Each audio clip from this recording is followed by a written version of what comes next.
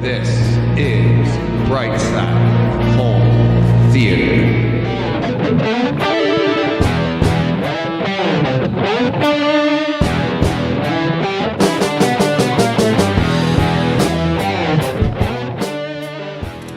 Hey, home theater nerds, welcome to the Brightside Home Theater Podcast, the home theater podcast that's all about the experiences, the sights, the sounds,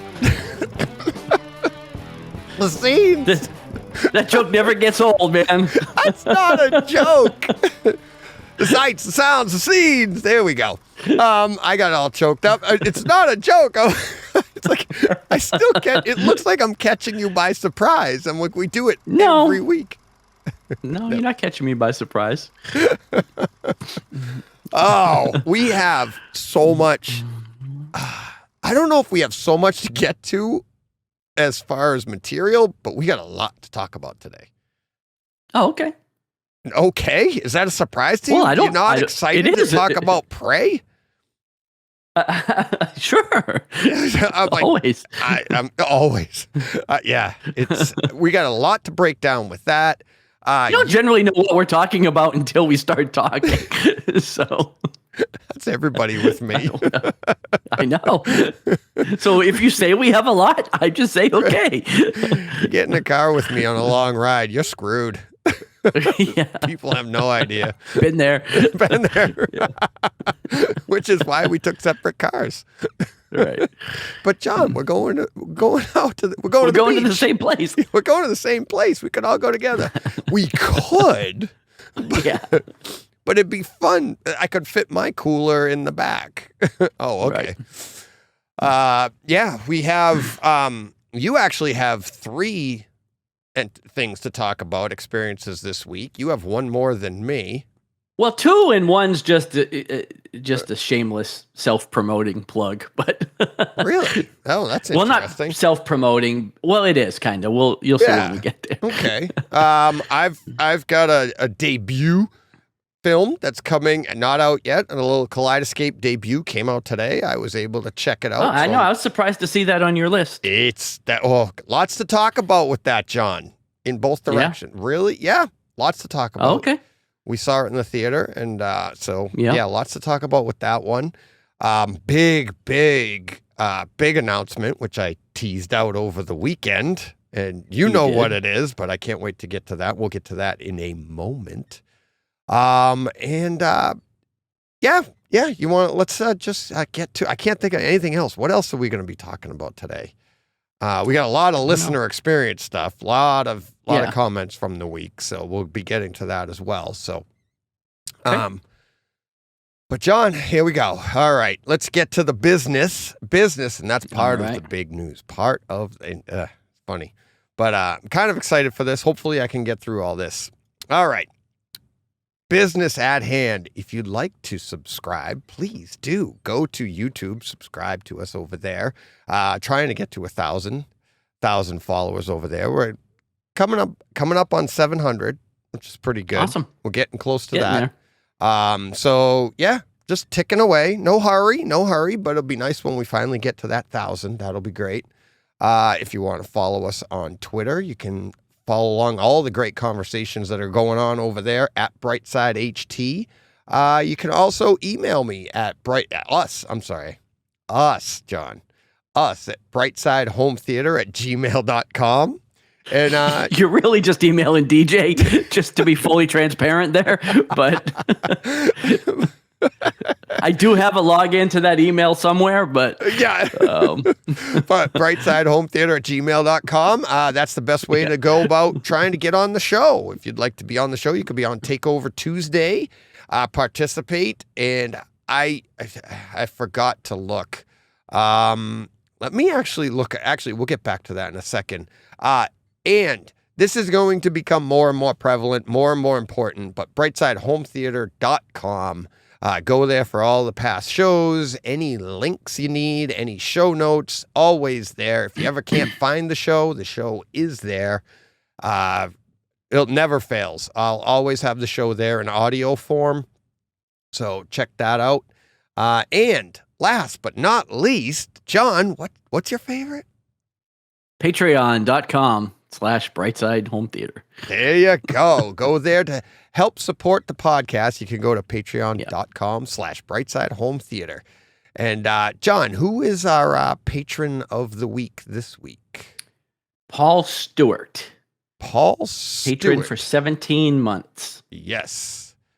17 months, and he is by far our most generous donor. I sent you that last picture. Did you see that? I don't want to give away any numbers.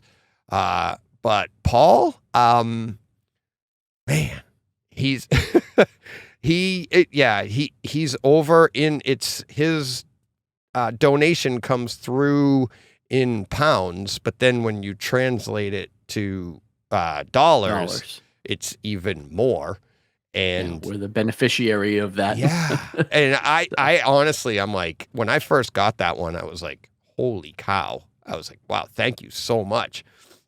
Yeah. And now to see it after 17 months and on Patreon, we can go on, and the image I sent you, you see the total they've donated over that time. And you're like, is that not humbling? I'm like, I want him to lower it. I feel bad. I'm like, I'm not that good. Are you afraid of money, DJ? That's what my son said. We don't want anybody to lower anything, just to be clear. No. But thank you so much, Paul. It's an amazing donation. Amazing that you've been with me for this long at that amount. But thank you very much. Really appreciated it. Everybody's donations are very much appreciated. And here's why. This is the big news. This is literally getting stuck. Something got stuck in my throat. Yeah, nothing to do with this. Take a drink, man. No, I literally just got a tickle. I'm like, bad timing, because this does get me choked up. I tried to tell my parents about this over the weekend, and I couldn't get through it. So lots of things are in flux here with our donating type thing. Okay, this is the big news, and there's a reason I attached Top Gun to it when I tweeted it out. It's kind of a misdirection, but it's kind of not, but more of that's going to come into play later. So, but anyways, so last week we did our first donation to Safe Coalition, and the response has been really good.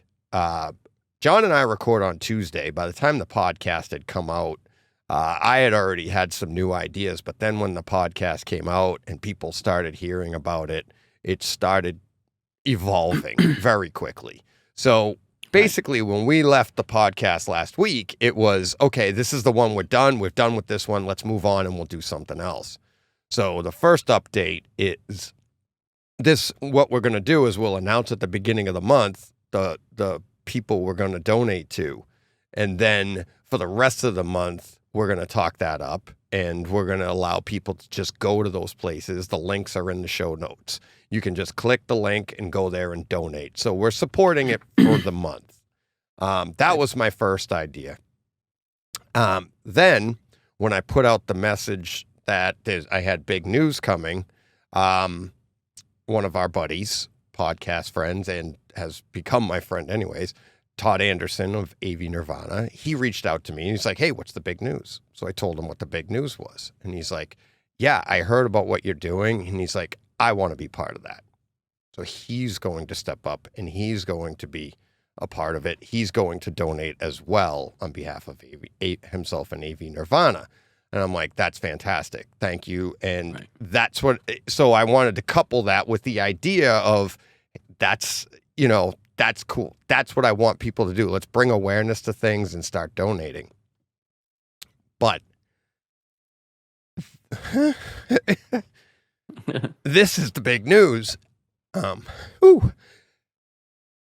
had trouble telling my parents about this. SVS is stepping up to match.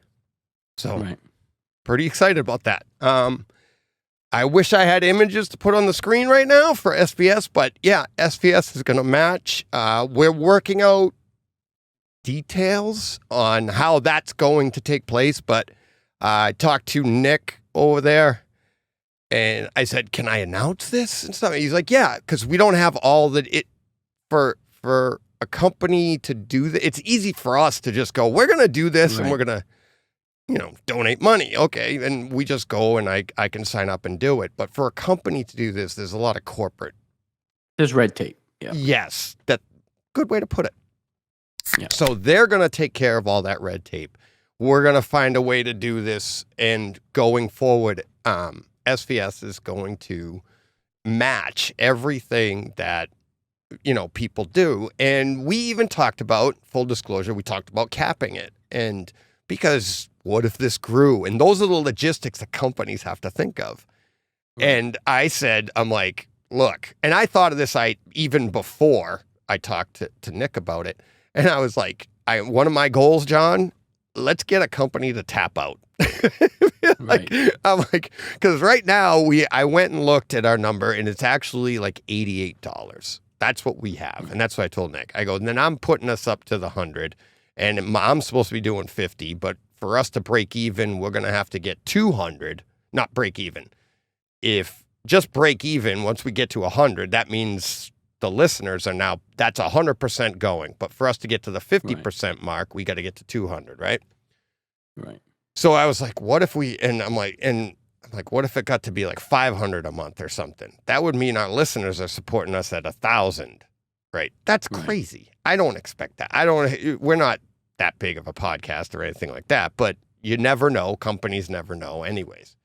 So the idea that this could happen, the reason I get emotional about it is I'm like, I'm this tiny little podcast. And to even think of the idea that companies, what we could do with this, because we're in the playground, sandbox of life here with extra money. This whole hobby is extra. It's all extra money. Right.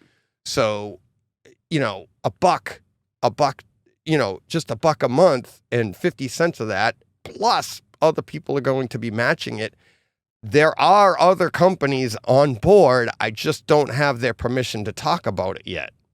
So that's why I'm excited. It's not just SVS. There are other companies and people are excited and people are hearing about it and then reaching out to me.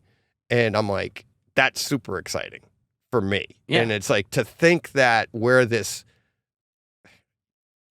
like when you and I started, John, we were like, I wonder if somebody will listen someday. Right. Now people are listening and they're like, how can we help you? In all different ways. But now this way is amazing to me. So I apologize if I misled you with the Top Gun little thing, but I don't. Because this is just as big, if not bigger to me. So that's the thing. And it's like, I've always said before John was on the podcast, and the joke that John and I have trouble asking for money. I think that just went out the window, John, because boom, it's like a buck a month, like people, and people are going to. The more that comes in, the more goes out. Yep. You're not really keeping any of it. Well, you're keeping eventually maybe half, but we're not even there yet. So right. And then now, 100% of what's coming in is going back out. Going out. And I'm just thinking if we get to half, I can cover costs of this and cover the cost of the podcast. And then I'm like, I could easily say 80% is going. If we're making enough and we got money coming in, I don't need a lot of money. I don't need, So, I mean, that's just where we're starting. So I don't know. And thank you. I don't want to mention any names of people yet, but other than I mentioned Todd, obviously, but other companies and stuff. But people are reaching out to me and helping us with this because there's logistics that I have no idea about. This is way more complicated than you imagine than a single person doing this, but that's what we'll be doing behind the scenes. I'm working with people to get this stuff going. So I am super excited for that. And I just, thank you to everybody. And honestly, thank you to all the patrons, because if we hadn't got this support, I don't know, I wouldn't have come up with the idea.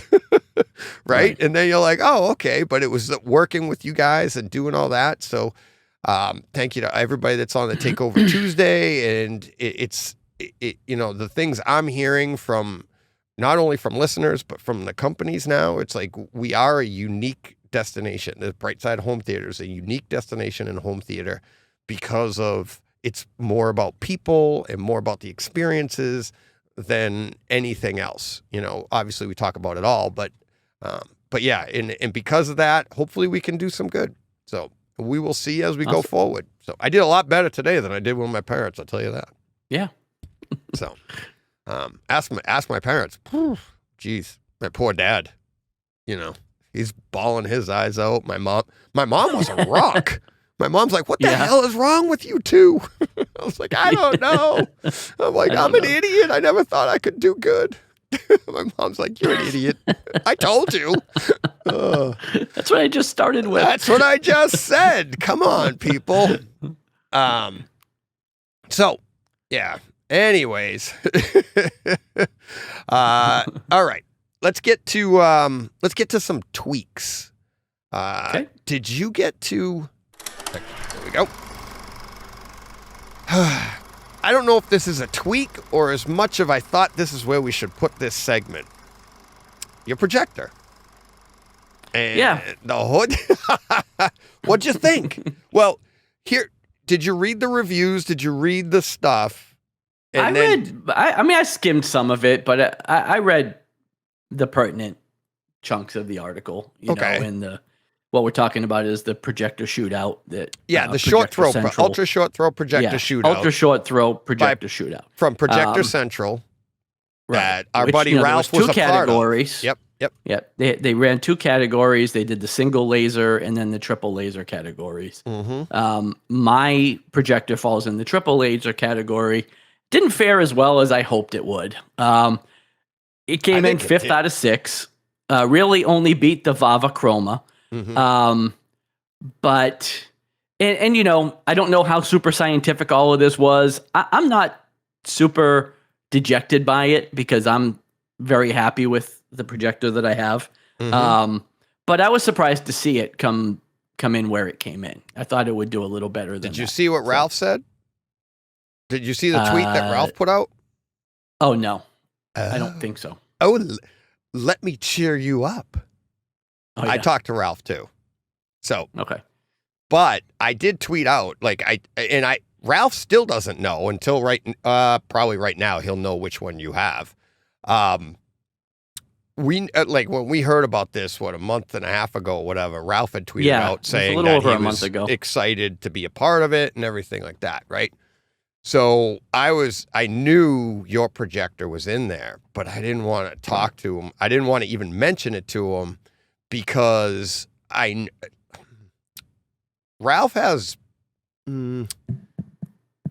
he has probably the most integrity of or not the most. I don't think there's anybody with more integrity than Ralph. Okay. So I'm not saying I could have swayed him. But you never know. I never want any bias. And you know how for conflict of interest purposes, you know how to eliminate that? Don't say anything, right? So I didn't. Right. I didn't even tell him you had one. I didn't want, so it wasn't until after the fact. And I still hadn't told him because I hadn't seen the reviews yet.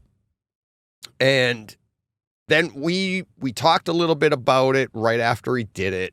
And then today when he tweeted out the thing, I was like, somebody asked him, which do you think is the best one? And you didn't see this? No, I didn't see his tweet at all. I saw I tagged the link you. Went online Sunday. I tagged you to his response. Yes, I said the eyeballs and at Arkham Comics. His favorite projector for movie viewing is yours. Oh, I just got it. Yeah, I haven't looked at it yet. Yeah. So that's the thing is there's a lot of things that go into a projector or any piece of home theater equipment, right? And especially for ultra short throws, they're meant for a whole bunch of reasons. They're putting them up against. They're putting them in ambient light viewing, and they're meant to be like televisions, right? They're not meant as dedicated, my projector, dedicated theater room, right? So the gauntlet they put them through is, I have to imagine, that's why yours came probably in 5th. Maybe it doesn't perform as well for like Super Bowl Sunday with all the lights on and your buddy's over. But when you turn your lights down and for I'm saying, and I haven't, this is not Ralph's words. I am putting these words out, but knowing Ralph and having the conversations I've had with him, that's the ultra short throw he would choose if he had to do any kind of critical viewing and movie watching. So in my opinion, just seeing that tweet, you can't get a better, in Ralph's opinion, you can't get a better projector than what you have. So I thought that was pretty good because I saw as well that yours came in 5th, which is still pretty good. I mean, I know it was 5. How many did they have? 6? It was 5 out of 6. 5 out of 6. It only beat the Bava Chroma, which is the one I returned to buy this one. So good choice. You only got to do 4 more returns. So I'm glad I at least did that. Yeah. No, but I haven't had it. Obviously, I haven't had a chance to talk to him. Maybe I'll have him on and I'll talk to him about why or something like that. Or we could have him on. I'll figure out how to get all 3 of us on the screen here. Like I said, I looked at all of the categories, and there's some categories where it scored very well. Like it had some 10s and 9 8s, and it had some very high marks. But it got really low marks in color gamut, or I forget what it was, but color array or something like that. Okay, and that's where I kind of disagree because I think the colors on this thing are spectacular. So I don't know. Now again, I didn't see the other ones. I have nothing to compare it to but mine. But I'm not disappointed in any way with my projector or my picture. So maybe there's a couple that are better out there. I don't know, But I'm very satisfied with it. But I was a little surprised to see it come in where it came in. I thought it would do a little bit higher than that. But yeah, the other thing is, when they rate these things, sometimes 1 through 5 or 1 through 6 is all really close anyways. What's the, you know what I mean? And it's you got the aggregate scoring, the aggregate score across the board wasn't separated by that. It's like a point. Yeah. It's like a point difference or something across all of them. So to see that, and then to have Ralph tweet out that that's the one that he would choose to watch a movie on. Right. Yeah. It's so that I thought was really good. I had no idea that was when he tweeted it. I had no idea that was coming. But when I saw it, I was like, oh my God, that's awesome for you. That's why I tweeted. That's good for me. Yeah. Yeah. So that's pretty cool. So we'll talk more about yours. We keep saying that. We'll talk more about that. We'll give it the whole breakdown and how you chose it and everything. Maybe we'll do that next week. You want to do that next week in tweaks? Sure. Did they ever come out with the Dolby Vision? Supposedly yet. They're just waiting on certification. Everything is ready. I guess the update and everything are ready to roll. They're just waiting on the final certification from Dolby, I guess. Okay. So cool. But yeah, it's supposed to be coming any time. So I don't know. Maybe by next week. Well, since it hasn't gone in beta yet, I probably not. Really? But well, the last update they released beta. They released to beta first and solicited testers before they put it out. I don't know if they'll do that with every update, so maybe they won't. Maybe they'll just drop it. Mm-hmm. But at least with the first major update they did, they had a couple of weeks of beta testing with the update first. So yeah, cool. All right.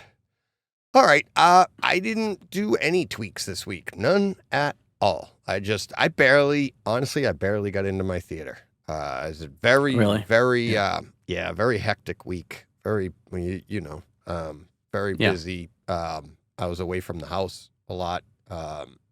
So yeah, very, very hectic week. So, but I got to, watch the stuff that we were watching this week. So I did get some time in there, but no tweaks, no fun, nothing like that. So, all right, you ready to get to listener experiences? Yes. All right.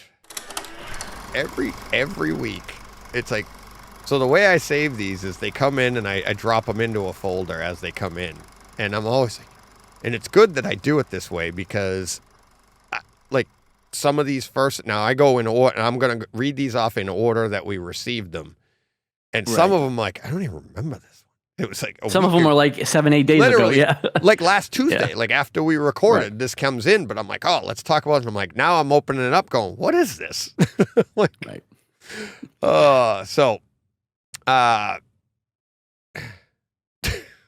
okay, this is why I put this one in. I'm like, and I love this stuff, but I think it's hysterical. G. Cornell, he's like, as you will be expanding capability, and he says a new home, because I said in the podcast, new home. As you will be expanding capability, have you considered the HTP-1 to replace your Marantz? It has Dirac Live, and then he sends the links for it and stuff like that. And it made me laugh, because it makes me laugh because I'm like, I want to say, can I enjoy my Marantz first? Right. Right. But at the same time, that's me. That's what I do. Right. I'm already, I do that. And, but that's like, I tell everybody all the time, when I got the Lumagen, I was like, so what's the next projector I should get while he's programming everything? I haven't even experienced this one yet. Right. So I get that mentality. I just think it's funny. So, but right now I'm just trying to experience my Marantz. So, I am not looking at any other things. I'm trying not to. I'm trying to get back into my theater. At least for the time being. Yes, at least for the time being. Here's a question for you and I. This comes from at Morejoy21, Morejoy Home Theater. It says, this is a tough one. I truly love the Batman, but I give a slight edge to No Way Home. How do you fall on that, Spider-Man No Way Home? In what category? Home theater experience, or just how much you like the movie? I don't know. All right, hang on a Spider-Man. second. Hang on a second. I'm sorry. He was actually replying to Blu-ray Angel, who said, so which one of your favorite out of these two comic book movies, Spider-Man No Way Home or the Batman? So it's just a flat out, which do you prefer? Spider-Man. Hands down. Not even close. Yeah. Really? For me, not even close. Yeah. I like the Batman, but I don't love it as much as you did. Yeah. And we've talked about that before. I think I thought Spider-Man was personally much more fun, much better. So. Okay. I'm the exact opposite. Obviously. Yeah. And that's what I think is funny. Well, it's not obvious, actually. I didn't know your answer. I don't think it's obvious at all. No, I think that's why I thought it would be a good question. But here's what's really funny. Growing up, you were the Batman guy. I was a Spider-Man guy. For sure. Yeah. And still, I mean, I like both, but I would still lean more Batman than Spider-Man. Right. But here's the thing. Exactly. I'm the same way. Yeah. But we're swapping on the movie here. Like, what the heck? Yeah. And that's, I had a feeling of that. And that's why I thought it would be a great question. But why do you prefer Spider-Man over the Batman? Well, I didn't have any issues with it. Like, I still had some issues with the Batman movie. You know what I mean? I had some issues with Bruce Wayne. I had some issues with some of the portrayals and characterizations. I didn't have any of those issues with Spider-Man. I thought this was a perfect Spider-Man movie. Now, you also got the nostalgia factor of bringing in Tobey and Andrew Garfield and all that. But like, Batman is joyless, right? Like, there is, and that's not saying it's a bad movie, but there's like literally no happiness. Yeah, there's no happiness at all there, right? It's just completely soul crushing, where Spider-Man is the opposite, right? It was like full of joy and all these reunions and fun, and we're getting the more fun edition soon, and we're not going to get the more fun edition of the Batman.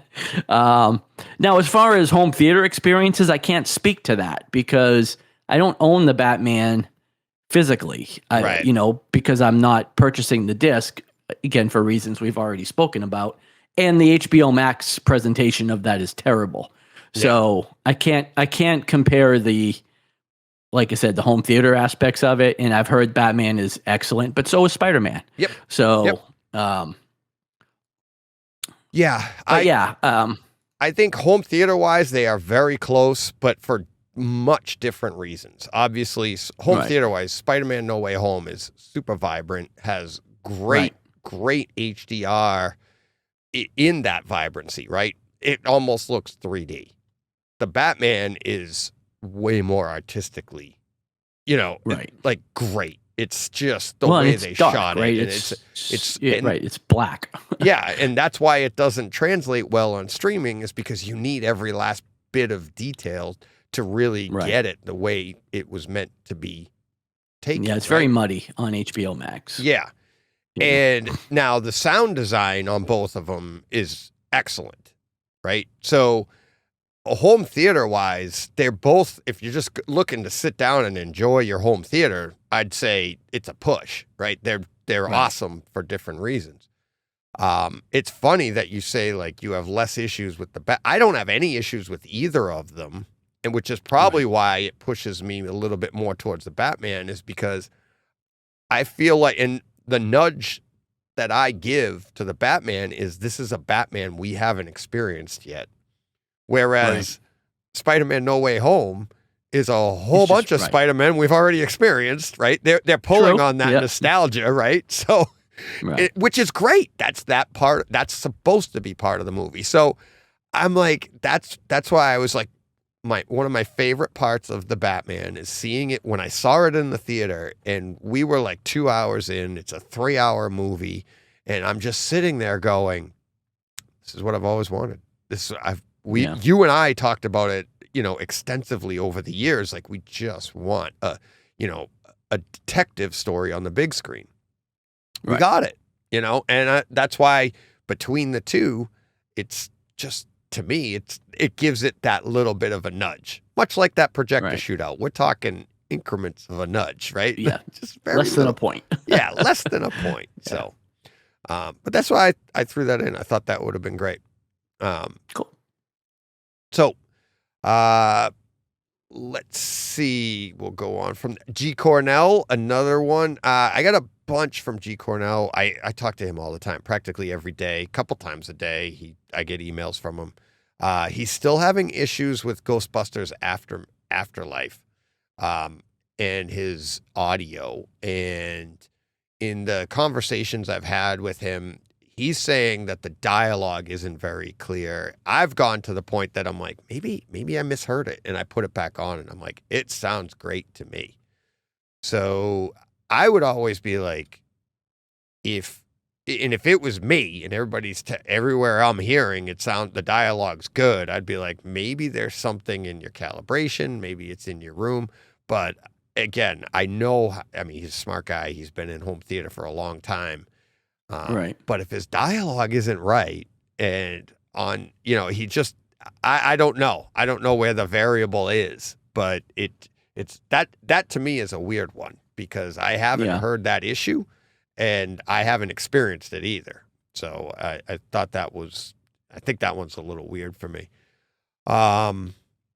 This one here from Harris Thomas about his Sonos room. He says he sent a picture. It's nothing much, but works for the space constraints in apartment neighbors. And he sent a picture of his living room and how he has his Sonos set up. And it's great. It's awesome. And there's no such thing, as we say all the time on this podcast. He says, like, it's nothing much, but it is something much, And the thing to me is, and we'll get into it when Top Gun Maverick comes out, but I think I even tweeted it, that your home theater, and I said this when I was on SVS Happy Hour there, right? And they're like, what's the most important thing in the theater? And I'm like, your passion, right? And it's like, you can have the best theater in the world, but if you don't care about it, who cares? You're not even going to show it off.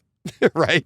But if you have a great sound bar and you have a nice Sonos system like this, and you added your rear channels, your passion, you're going to have people over and you're going to show off scenes, and they're going to be like, oh, wow, this is pretty cool. And maybe that kind of carries over to them, and maybe they get a Sonos sound bar and some speakers or something similar, and they want it. But it doesn't matter. It's you that, and all these Takeover Tuesdays, it's like, we all started, all the guys that come on that have been doing this since the 80s, like us. And you're just like, we were throwing stuff together that didn't even belong. We just wanted sound, and it was Jason on Tuesday, and we were laughing. I think I was telling him about me and you at Radio Shack, going back to that story again. But we just had like 4 channels in the room all playing the same thing, and we were super excited. Right. We're like, this is like being at the theater. Probably was. Well, and too. I had speakers wherever they could fit. Like they weren't even in the 4 corners or whatever. Nope. Like there might have been 2 on my dresser off to the right, and then 1 over. Just it didn't matter. Whatever brings your joy, right? That's the important thing. It's not the gear, and then you get, as you learn, you get better gear, you get better it ups your. I wouldn't say you got a better experience. I would say it's just it's an evolving experience, because going back to the 80s and 90s with you and I, we were still super excited about everything that. It was great. Yeah, I loved it. Right.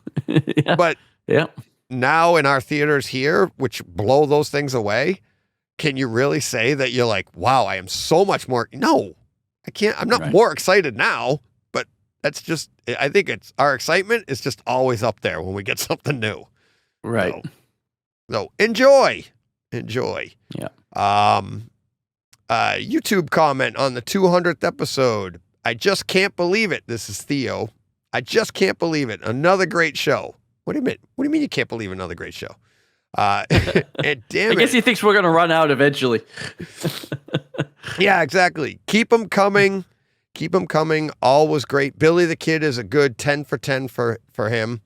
Also, check out Godless TV show. I haven't heard of that. Great. Have you seen it? I've seen Godless? It. Yeah, it's really good. Yeah. Cool.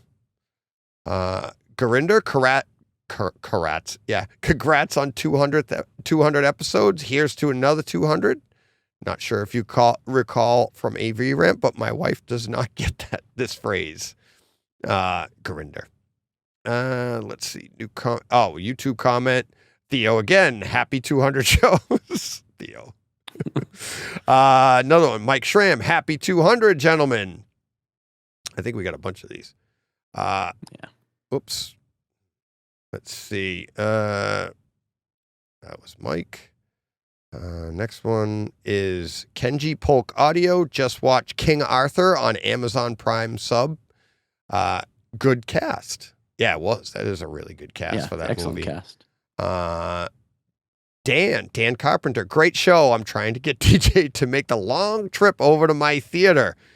It's a whole 15 minutes away, LOL. Oh. And he literally was. He wrote that, and then he DM'd me, and I told him, I'm like, I have a lot going on right now, but I had literally just told the story to my wife the night before he even said this. I'm like, I got this idea, and I told her all about it, and just for the fun, just to get, I don't want to say what it is, but it took me a half hour to explain the idea to her. And I'm like, I have a listener, who lives 15 minutes away. This could work perfect. We'll have a good time. And this, and so Dan, and everybody this is where I want, this is an idea that I want to do. And as soon as I get the time to do it, we're going to do it.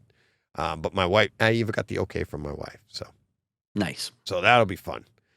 So just to let everybody know, 24/7. I'm always thinking of you. Sadly, my wife knows that. Jeff Shabbat, 200th episode. Mads is fantastic in this movie. King Arthur. It was great. Yeah, I know. And like you said, you forget he's in it. He's so much younger. I didn't even know it was him. Well, like the first time I saw it, I didn't know even who he was. You know what I mean? Like he wasn't on my radar from anything else. Yeah. And now going back and watching it, of course, I've seen him in a bunch of things since then. So yeah, yeah, exactly. Yep, I know that. I felt the same way when I saw it. I'm like, wow, he's younger, but wow, I didn't even know who he was then. Right. Dan also on the 200th episode. It is really great that you're helping like-minded people connect. Thank you. And if you don't understand what that means, it's like if you want to come on the show, take over Tuesdays and having so much fun with that. I could open up my goal was to get to like 24 people. And then I could, if I get to 24 individuals, that meant I could have them on twice a year. And that would be, I would have the whole year and be able to do it. and I've gone past that. I keep forgetting to check, but I know we've been going since February, and I've missed a week, and I've had two or three repeat guests, and that's it. And everybody else has just been new. So I'm actually running low on new guests. I only have a couple weeks left, and then we'd be going back to some repeat people. So if anybody wants to jump in, first timers push everybody, repeaters to the end of the line. First timers come first. So anybody who wants to come on. And as everybody says, it's not hard at all. Really. Right. It's like everybody comes on and they're like, I can't believe we can do it. Yeah, I know. Yeah, I know. John and I can do it. It took us a long time. I'm really impressed with the people that show up and how well they do compared to you and I. We're donkeys. We had no idea what we were doing. Nope. Omar Delgado says, interesting. When I put it on dynamic volume medium, it makes everything louder for me. I don't have to raise the volume so loud. I can be at -29 and my house shakes. When I have it off, I really have to push the volume to like -8 to get the same audio. Okay, so I wanted to mention this because I got a lot of feedback on that. He actually asked me on Twitter, do I use dynamic volume? And I said, never, ever in my theater. Because what dynamic volume is doing is it's chopping off the top of your loudest scenes. It's taking that out, compressing that down, and it's bringing up the volume in your quieter scenes to make everything normal, or what you would perceive as normal. So the idea of this, it was actually, I don't know if it was founded with sound bars, but where it became popular is in sound bars, because if you ever watch TV late at night, the television show will talk like this, and then all of a sudden you'll see two people in the bathtub, and they'll be like, hey, do you have problems in the bedroom? And they scream it at you, and you're like, well, yeah, but I didn't need you yelling at me. But that was so how do you control that? So what they would do is, that's dynamic volume. They would take that very loud noise, bring that down, but then anybody whispering in your television shows, those would come up. That's why you're getting such a loud sound when you're watching it at -29 or something, because all those louder, quieter noises are coming up to that level, and they're making everything the same. Right. When I'm reviewing a movie and I say a scene is very dynamic for sound or picture, for sound wise, that means you have some, really loud noises, but then it'll come down to nothing and you can hear a cricket chirp. That's dynamic, right? Now, if you've got your volume, dynamic volume on, you've ruined that. You've literally ruined that. I'm not going to pull any punches on this one, but you've literally taken that loud noise, brought that down, and then you brought the cricket up to where that loud noise is, and you're missing out on the design of that particular scene. Dynamic EQ is something completely different, where it takes like if you listen below reference level, it'll take inaudible noises. Like say you listen at -10, but now those quiet sounds that you would normally hear in your rear channels, you wouldn't hear them if you didn't have dynamic EQ on. It'll bring that up for you. And so that now you hear them. It's altering the sound design slightly, but now, things are going to sound in the rear of the room that you normally wouldn't hear. You're going to be able to hear them even though you're not at reference. That's a good thing too. But at the same time, you could run into trouble like, wow, things are seeming a little bit too loud to me. And that was some of the comments that I was getting. I was saying, I always listen at reference level. A lot of times, people will go to reference level. Mike Schramm is actually one that I know off the top of my head. He went to reference level and said, not as loud as I thought it would be. Because when you get to reference level, all of that stuff is shut off. Well, of course, if you have dynamic volume on and you're listening at reference level, you're making the quietest sounds 0 dB. Right. So, I mean, your whole room, it's no one, I couldn't listen to that because you've just made everything super loud in your room. You're overpowering. Every quiet sound has been brought up to that level. That's insane.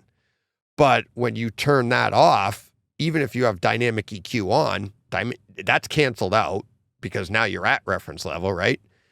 You're going to find, and Mike found this, it's very quiet there. Because but then when you get a big boom, you'll be like, whoa, you're actually experiencing this dynamic aspect of sound.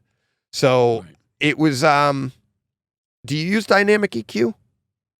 I use dynamic EQ, and I actually played around with dynamic volume this week. Saw that. Off of those tweets. I guess I saw his tweet. Yeah. I didn't know where I saw it. I just saw it someplace this week. And look at you following along with Brightside Home Theater. Yeah. So and I'll be honest with you, I've had it on for the last 2 or 3 days. Never used it prior. I don't notice any difference. Honestly, I haven't noticed a single difference with it on as opposed to having it off. So I just haven't gone back and turned it off yet, but I probably will just turn it off because I haven't noticed it at all. And now again, I bounce between. I go to reference level when I can. If I'm alone, I'll go to reference level. Or if I'm streaming, a lot of the times I'm at reference level. But if we're watching discs or something with my wife, I'm at usually -10 to -12. That's still a pretty good volume. It's still pretty loud. Even that, she would prefer it be at about -20. Right. But so when she's around, I have to lower it a bit. But I haven't noticed any real difference with it being on or off. But I use dynamic EQ because I listen below reference level frequently.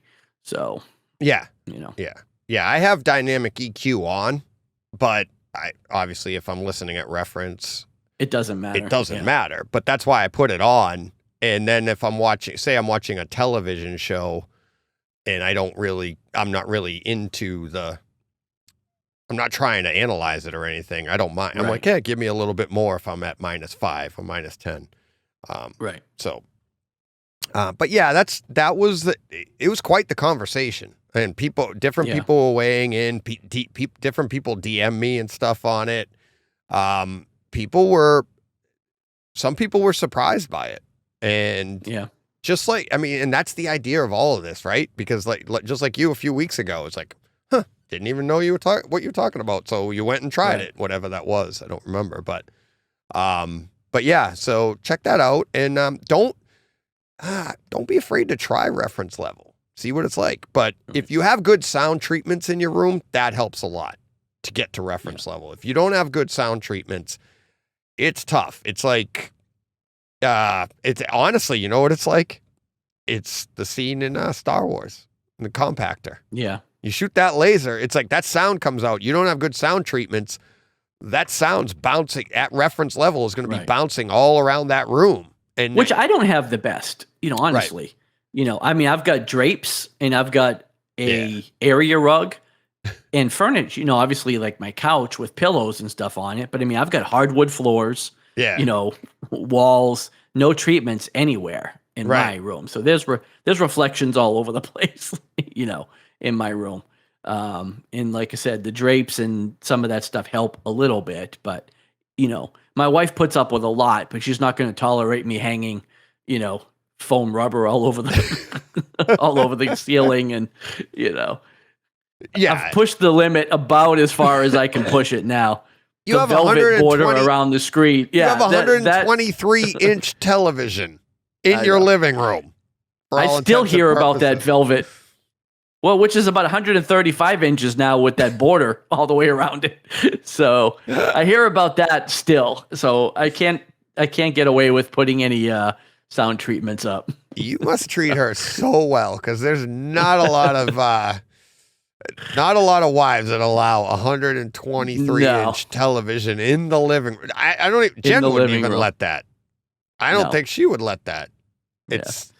That's pretty good. You have that wall. I don't even have that wall space in my living room. Well, that's it. Yeah, I have that. I had the wall, which obviously facilitated that because a lot of setups you wouldn't even have the ability to do that. Right. But there's Vivid Storm. There's ways around it. Yeah. You could do something like that. But yep. All right. Let's move on. We have Mark V. Mark V says, is an iPad screen grab allowed? So this is our first for the contestant this month. First contestant this month. Oh, okay. I was like, allowed for what? The screen grab. Yeah. And with my, I can't that. imagine the screen grabs that we're going to get after my little emotional. Yeah, I was just thinking that we'll have some good ones this week. Yeah, we're going to have good ones this week. And hey, it's all fair game. It's fine with me. Yeah. Hey, I am who I am. I'm not ashamed of it. But yeah, this is a good one. Did you see this one on Twitter? No. I haven't yeah, it's pretty funny. I'll send it to you. I have the image of it, but I imagine I'm looking somewhere besides you're looking dead on. up. You're like looking up, and my eyes. I'm very rarely looking straight ahead. Right, my eyes are half closed, and you're like kind of gazing up. It's so funny, but. But I remember they were cutting my yard last week while we were recording, so I kept looking that way because they were making a ton of noise, and I was hoping it wasn't being picked up. Yeah. While we were recording, but it's all good. So, he said, is an iPad screen grab allowed? Sorry, Steve, couldn't help it. And also, DJ, why so serious? LOL. Because I had that look. I'm like, really looking serious. Oh yeah, because that's usually not about you. No, that's usually about me. Yeah, exactly. And then Mike Schramm actually commented on it. Haha, this is going to be a fun contest. Good thinking, DJ. And poor Steve George. He had the entire, like, anytime somebody mentions like anything on their iPad or iPhone or anything, somebody tags him. And we talk about it, and you'll hear us laugh about it when he comes on in a few minutes. But it's kind of become like a fun thing. Do you know that story? You know what it is, right? Mm-mm. Oh, you don't know that one? I know I told you. No. It goes way back to when I reviewed Lucy. Okay. And he commented when my review came out of Lucy. He's like, yeah, I saw this once, and he goes, I didn't really like it, but I'll give it another shot. To be fair, I watched it on my iPhone. The guy's got this incredible dedicated home theater. Yeah, I remember he takes a movie and and then watches it on his phone and goes, wasn't very good. Well, yeah, you missed everything. Right. Yeah. So it's been a lot. I mean, all the listeners know, and everybody, and now even new ones just found out again, but that's where that comes from. And it's, we're lovingly busting his chops for it. And I love that it's become that. And it's like newer listeners are coming out with it. And it's like, I think it's wicked funny. So it's kind of been a badge of honor for him. All right, let's see. Moving back. Let's see. We're still screen grab by screen grab. So that's our first contestant. Screen grab by Mark. So that's the only one this week too. So we got to get more in by the end of the month. Otherwise, Mark's gonna win. Yeah, right. He wins by default. Mark loves contests though. Loves them. So he's won a couple of them, and I try to make them harder and harder, and he just keeps winning them. Adriano says, Prey movie really clicked for me. I don't usually write out my extended thoughts on things, but this time I wanted to give this movie its dues. And I want to read this because I think it's pretty close to how a lot of people are feeling. But he said, this movie is what I'm going to call a perfect movie. It doesn't need to It doesn't need to world build. It doesn't need to feed you nostalgia beats. It doesn't serve as setup or service to something else. You're dropped into an extraordinary situation with ordinary individuals, and everything you need to know or be concerned about is right there, entirely contained within its own self-containing presentation. It's not that I don't enjoy all those elements I mentioned. I love those things. Practically live on movies and franchises that check all those boxes. But sometimes you want something different, and this movie fills that need perfectly. Also, not forgetting great performances by Amber Midhunter and Dakota beavers, plus top-notch creature design, making what I think is now my favorite Predator design. Let's hope the movie gods give us a physical release because I want this in my collection ASAP. I thought that was a great write-up. And Adriano, man, do you write for somebody? That was amazing. Yeah, it was pretty good. You know, I'm like, all right, end of the show right there. I'm like, we're done. That was a lucid, well thought out objection. Yeah, that was, yeah. What was that from? My cousin Vinny. Oh, that's right. That's right. Yeah. That's right. Oh, I love that movie. Yeah, me too. But yeah, I thought that was so good because he's right. It did have some nods in it, and we'll get to that a little later. Actually, I don't know if we will get to nods because I don't want to go kind of spoiler free, but I think most people have seen it. Let's see. We have, what's this one? Oh, this is great show. Netflix Gray Man, Matt Nelson, great show with Todd. Subscribe to his channel. Thanks for the review on The Gray Man. I enjoyed the movie, but absolutely hated the sound mix. There are so many scenes in the movie where it felt like they ran into budget constraints and couldn't afford to add sound effects. In addition to the whole mix being flat, I literally left my theater to check my amps to make sure I didn't forget to turn on some of the amplifiers. I had friends over to watch, and they were asking what was wrong with my theater's sound, and I had to play a few demos after to make sure that there wasn't something wrong. Visually great, entertaining story, horrible sound. And I read that, and that comment came in on YouTube, and I read that, and I started cracking up because spoilers for later. I did the same thing with Prey. I was like, I literally got up and checked my amps. And I backed out of the movie, went to something else to make sure, yep, everything's working fine. I'm like, what the hell? Right? And I'm like, and I thought it was great. And that's why I grabbed it and wanted to read that entire comment because we all do that stuff, right? You're like, you start to think it's you. You're like, oh my God, it's me. And it's like, and then you look and you're like, nope, everything's fine on my end. And it's like, yeah. And that's what he's right. The Gray Man was like that. Unfortunately, I think there's little to zero chances we get that in physical media. The Gray Man, that is, you know, and that's too bad. Well, I say this, Prey as well. I think there's almost no chance we get that. Really?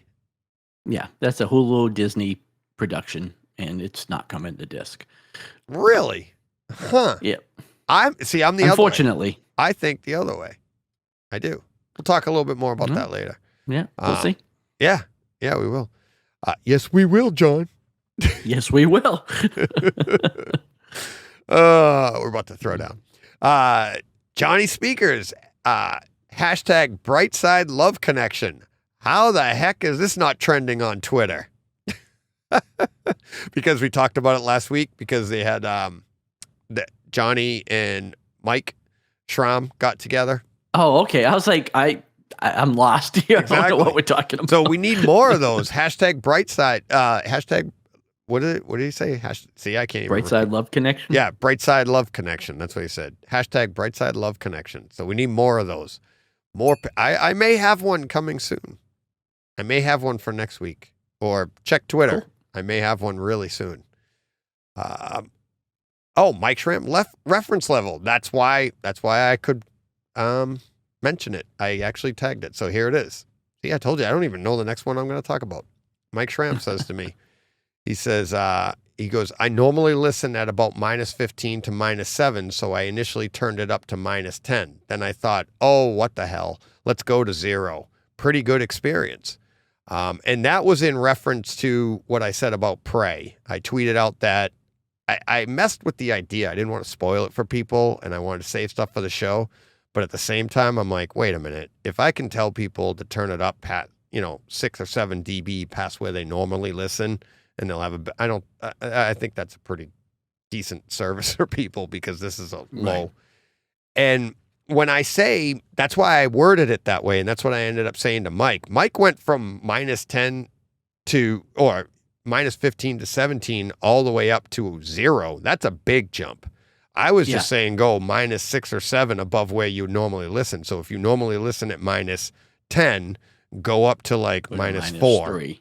Yeah, 3 or 4, right? Go in that direction. You don't have to go to reference. I have to go past reference because I normally listen at reference, right? So that's all you need to do to get what I would consider the same experience, or as close to the same experience as you would normally get. So, but yeah, that's where Mike ended up going all the way to 0. And he's like, to paraphrase, it wasn't as bad as he thought it was going to be, meaning as loud and as obnoxious. Right. Mark V. Hey, DJ, I'm in the hunt for an amp to power the front 3 myself. Quick question, as I'm a first-time buyer.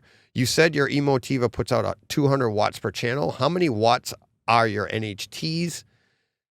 I know you can overpower a little over and be okay. Just curious. I hooked up my little 2-channel Fosse amp to my Klipsch towers and was amazed at the 80 watts per channel. That number is debatable, LOL, but I definitely heard a difference. So that's a fun question. So my NHTs, take a guess at what my NHTs can hit, what they take for amps. I don't know, because I don't even know how big they are. I've never seen them. Bookshelf. Yeah, they're bookshelf, three-way speakers, three-way bookshelf, the C series. Like 68 watts. 68? 68. Yeah. So typically in what that means is like, that's what it's going to take. If you ran anything over, like if you ran this at 100 watts, you run the potential of going boom, consistent, like all the way. What I ended up explaining to Mark was the way it's so confusing. Like, how do you ruin a speaker? Have you ever blown a speaker? I'm sure you have, right? Yeah. And what are you doing when you do that? You're cranking the thing. Well, yeah, listening loud. Listening beyond. Usually I've done it with car speakers. I don't know if I've ever blown an indoors, like a home speaker. I blew an indoor speaker, yeah. I've blown car speakers. Okay. So I have 200 watts going to my speakers right now, and I have zero fear of blowing those speakers. Right? Right.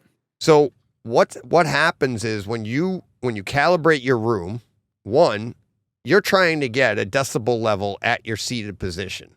That's what do you need to do that? Where you get like your speaker, your amps, different speakers require more power. That's all in the, I don't want to get into all that. That'll be a long, long show. And that's AV rant.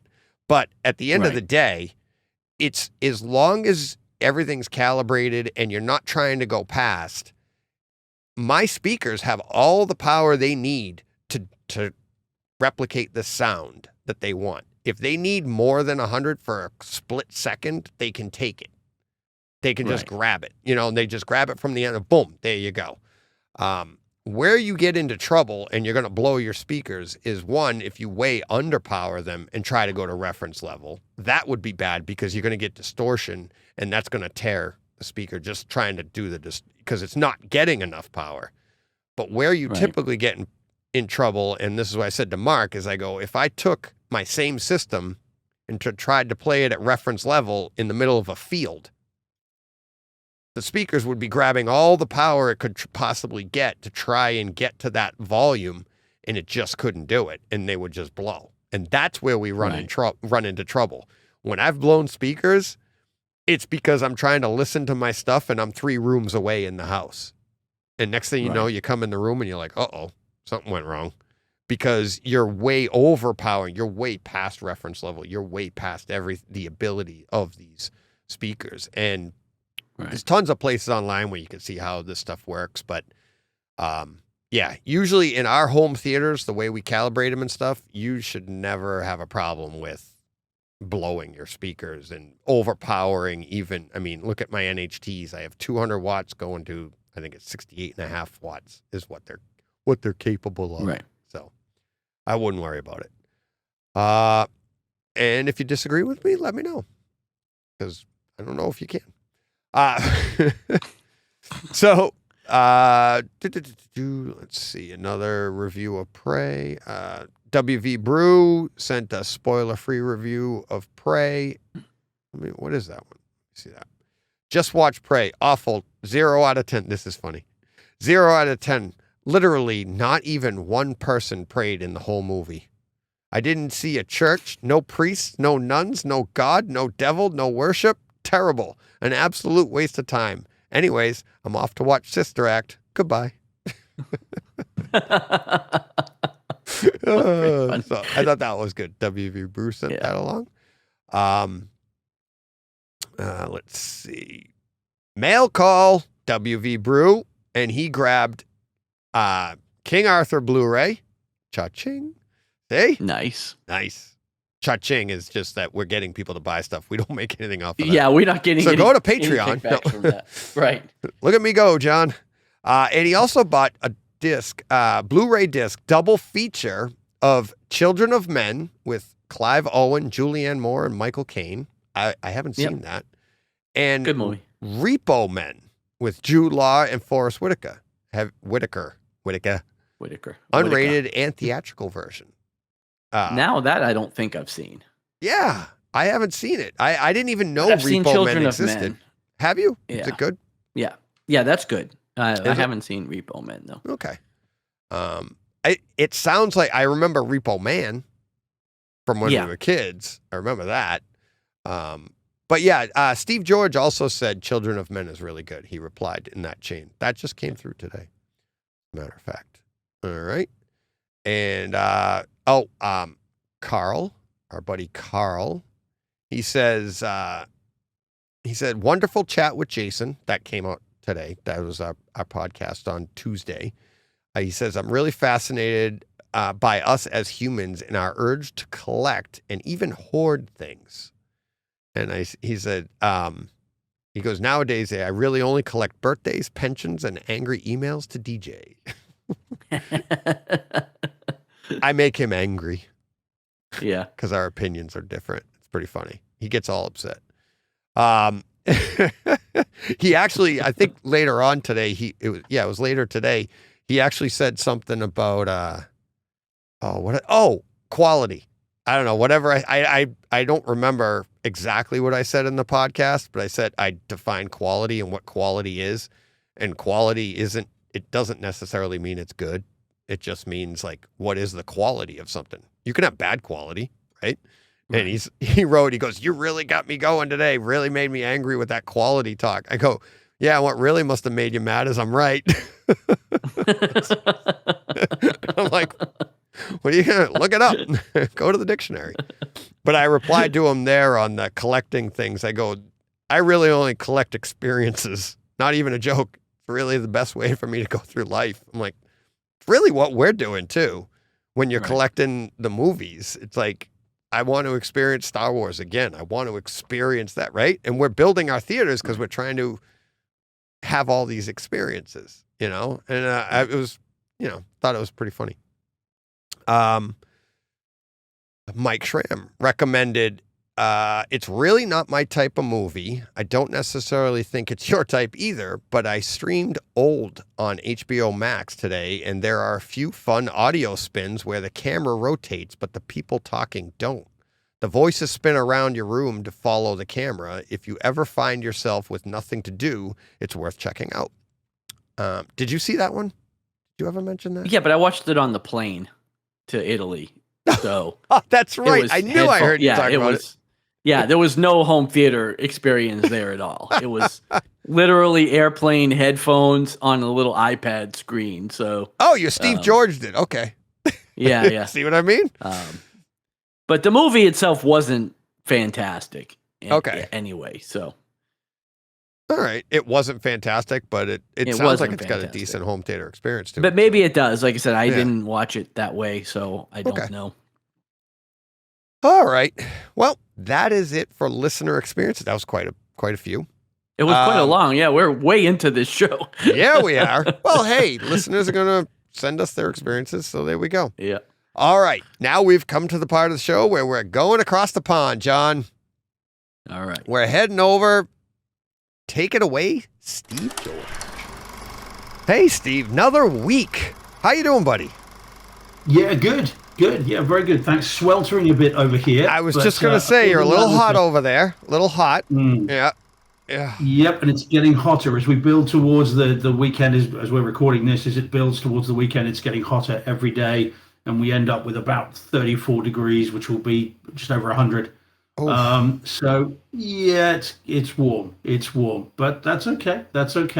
My Cinema George is in the sort of in a cooling area, so I can escape there, and it's a good excuse to watch movies in the middle of the day. Yeah, exactly. All right. I mean, this big news this week. I mean, you and I kind of teased back and forth. Like, I know we're going to talk Prey. Is there any other news? And I didn't even want to do this pre-show. I honestly, this is how this show goes. Whatever is important to you, Steve, is important to us, right? And if it's important over there, and I'm trusting that in you. If it's big over there, then obviously that's going to be at the top of your, at the front of your mind. Is it all Prey this week, Steve, or do you got anything else? There's some sort of new releases and stuff. Although the new releases here are the same as yours there. So I've had Sonic the Hedgehog 2 came today. Oh, cool. We've got Heat. Yeah. All right. Cool. And then Event Horizon, which I've got to wait till the weekend for because there are it's in very short supply, and I ordered it months ago, and yet even Amazon can't deliver it until the weekend. Oh wow. So so if you guys have got hold of copies there, I think they are going to be in very, very high demand. So those are things, and then I had something you guys have had for ages, which I had to import it. That's Everything Everywhere All at Once. I still haven't seen that yet. I haven't had the chance to see it yet, but I've had people telling me about it for a long time. Like, oh, I gotta see it. It's supposed to be crazy. It's supposed to be a great home theater experience. I haven't seen it yet, though. It is. Yeah, this is the thing. I've seen about a quarter of it, and it was a bit too quirky for me. But I was watching it. I'd have to say it was in Cinema George, big screen, not on the iPad. I promise. I'm starting to feel bad for you on that one because but I love it. It's like you've been tagged, right? And it's like everybody. It's kind of a badge you have now, and somebody says something, it won't even be a conversation with us, and it'll be like iPad, Steve. There's been a few of those this week. But so I watched about a quarter of it, and it was very, very quirky, and I don't think I was quite in the mood for it, so I stopped it at that point and thought, I'll come back to this. So I imported it, and I'm looking forward to giving it a go, as I've heard as you have. It's apparently a really good home theater disc. It's got Atmos, it's got the all that. So I'm looking forward to that. But the one for the week for me is Event Horizon. I cannot wait. I love that film. But again, it's the horror movie stuff we were talking about last week. And I've got a connection to that film. I went. Let's see, when did that come out? 97, something like that. I think it was something about that time. Yeah. And I went to Elstree Studios in London. We got quite friendly. I was working for a video game store at the time, and we got friendly with a company called Weird and Wonderful, which were like a prop house. Okay. And we went to Elstree Studios in London, which is where they filmed, Bond movies and you name it. And we went into their offices, and as we walked in, they had a big warehouse full of all this stuff, and on the ceiling there were a load of bodies. And they were all hanging from chains and stuff. And they were like, oh, yeah, those are all from Event Horizon. We've just finished filming that. And I remember all these bits just hanging off the ceiling and all this sort of stuff. So but as soon as I saw that, I thought the film's going to be great. Sure enough, it's absolutely brilliant. So I'm really looking forward to that. I know you guys mentioned it last week on the podcast. It's coming out. Yep. So I am, that's my one for this week. That's the one I'm really looking forward to. But Heat, I'm looking forward to that. It's a bit of a, it's already becoming a bit like Edge of Tomorrow. It's becoming a slightly controversial disc, as I understand it. Yes. Because of the brightness levels and stuff. So I really like the film. It's not one of my favorites. I'm not one of these diehard Heat fans that see it hundreds of times. So I'm curious about it, but for me, it's not quite a classic film for me personally. But I really like it. So we'll see. We'll see. I'll reserve. I don't think I've told you my opinion on it yet, but I'll reserve that for after you're done with it, because I've seen it. I saw it a little while ago, and I have. I like it. I think it's. We'll save that for after you're done seeing it. So, all right. But you ready to get to Prey? Big story. Yeah. Prey. Now I want to know what you think of it first, because I have a funny feeling you're not quite as keen on it as I am. I love it. What are you kidding me? Oh, okay, good. All right. No, good. See, Steve, I get the big market tease. You go on and be like, this is what I'm going to say. It's so funny. I love it. That's why you're here, buddy. Your passion, everything. I'm like, I'm talking about it with John. When we're done here, we'll be talking about it. Actually, in this week's podcast, we were supposed to be, as we said, as John and I said earlier, as I'm recording this, we were going to do two movies this week. Last week we ended up saying we're going to do a doubleheader. Well, we're not, because Prey was that good that I need, and 12 Strong is that good, and so we're breaking it up. And 12 Strong will be next week, and we're doing Prey this week. That's the 12 Strong. Is that the Hemsworth horse movie? Yep. Oh, okay. Yeah. I have seen it. You know what? I've seen it, and I can't remember much about it. It was a long time ago. But I remember it being good, but I don't remember much about it, if that makes sense. It is really good. A great home theater experience. Obviously, we'll be talking about it next week. But I am mad at myself. I didn't know about it. I didn't know anything about the home theater part of it. I didn't really know anything about the movie. And so I was a little disappointed in myself, because it came out in 2018. But hey, better late than never, and I'm really excited to talk about that one next week. But Prey, loved it. Loved the movie. And what's funny is I'm hearing, I think it's funny that people are like pushing back. I think it might be the best Predator movie.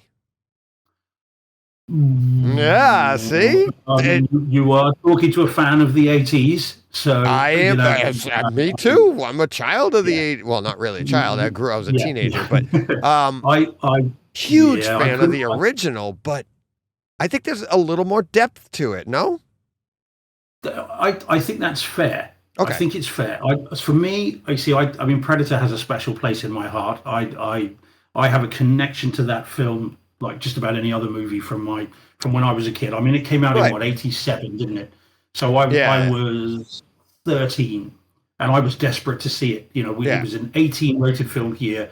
I'd read the book, I'd read the novelization, I'd read everything there was to read in Fangoria and Cinefex and all of that, and I'd read all of those, and I was desperate to see it, and I couldn't. So I had to wait till 88 when it came out on video here on VHS, and I've got a connection to that film that nothing's going to beat. I don't think. Right. And I would have seen that film as many times as I've seen Star Wars, maybe. So you talk, it's got to be over 100 times. It's got to be. I know that the every word, front to back, sideways. So Prey, love it. Is it as good as the original? Not for me, but I think for sentimental reasons. Yeah. So, but I think it's just below it. I would put it just above Predator 2, and then I think it's as they come in order. So Predator 2, and I think it's Predators, and then the Predator way down, down the bottom somewhere in the basement. But Prey was fantastic. How many times have you seen it? Probably twice, really, but not twice in like completion. I watched it once in completion, and then I've been back through it a few times watching scenes and stuff. Because I did I did the decibel level that I talked about on Twitter. Because that to me is where it really, really was lacking. I saw somebody else did the exact same thing I did. And I literally got up and checked to make sure both my amps were on. I'm like, because it just sounded like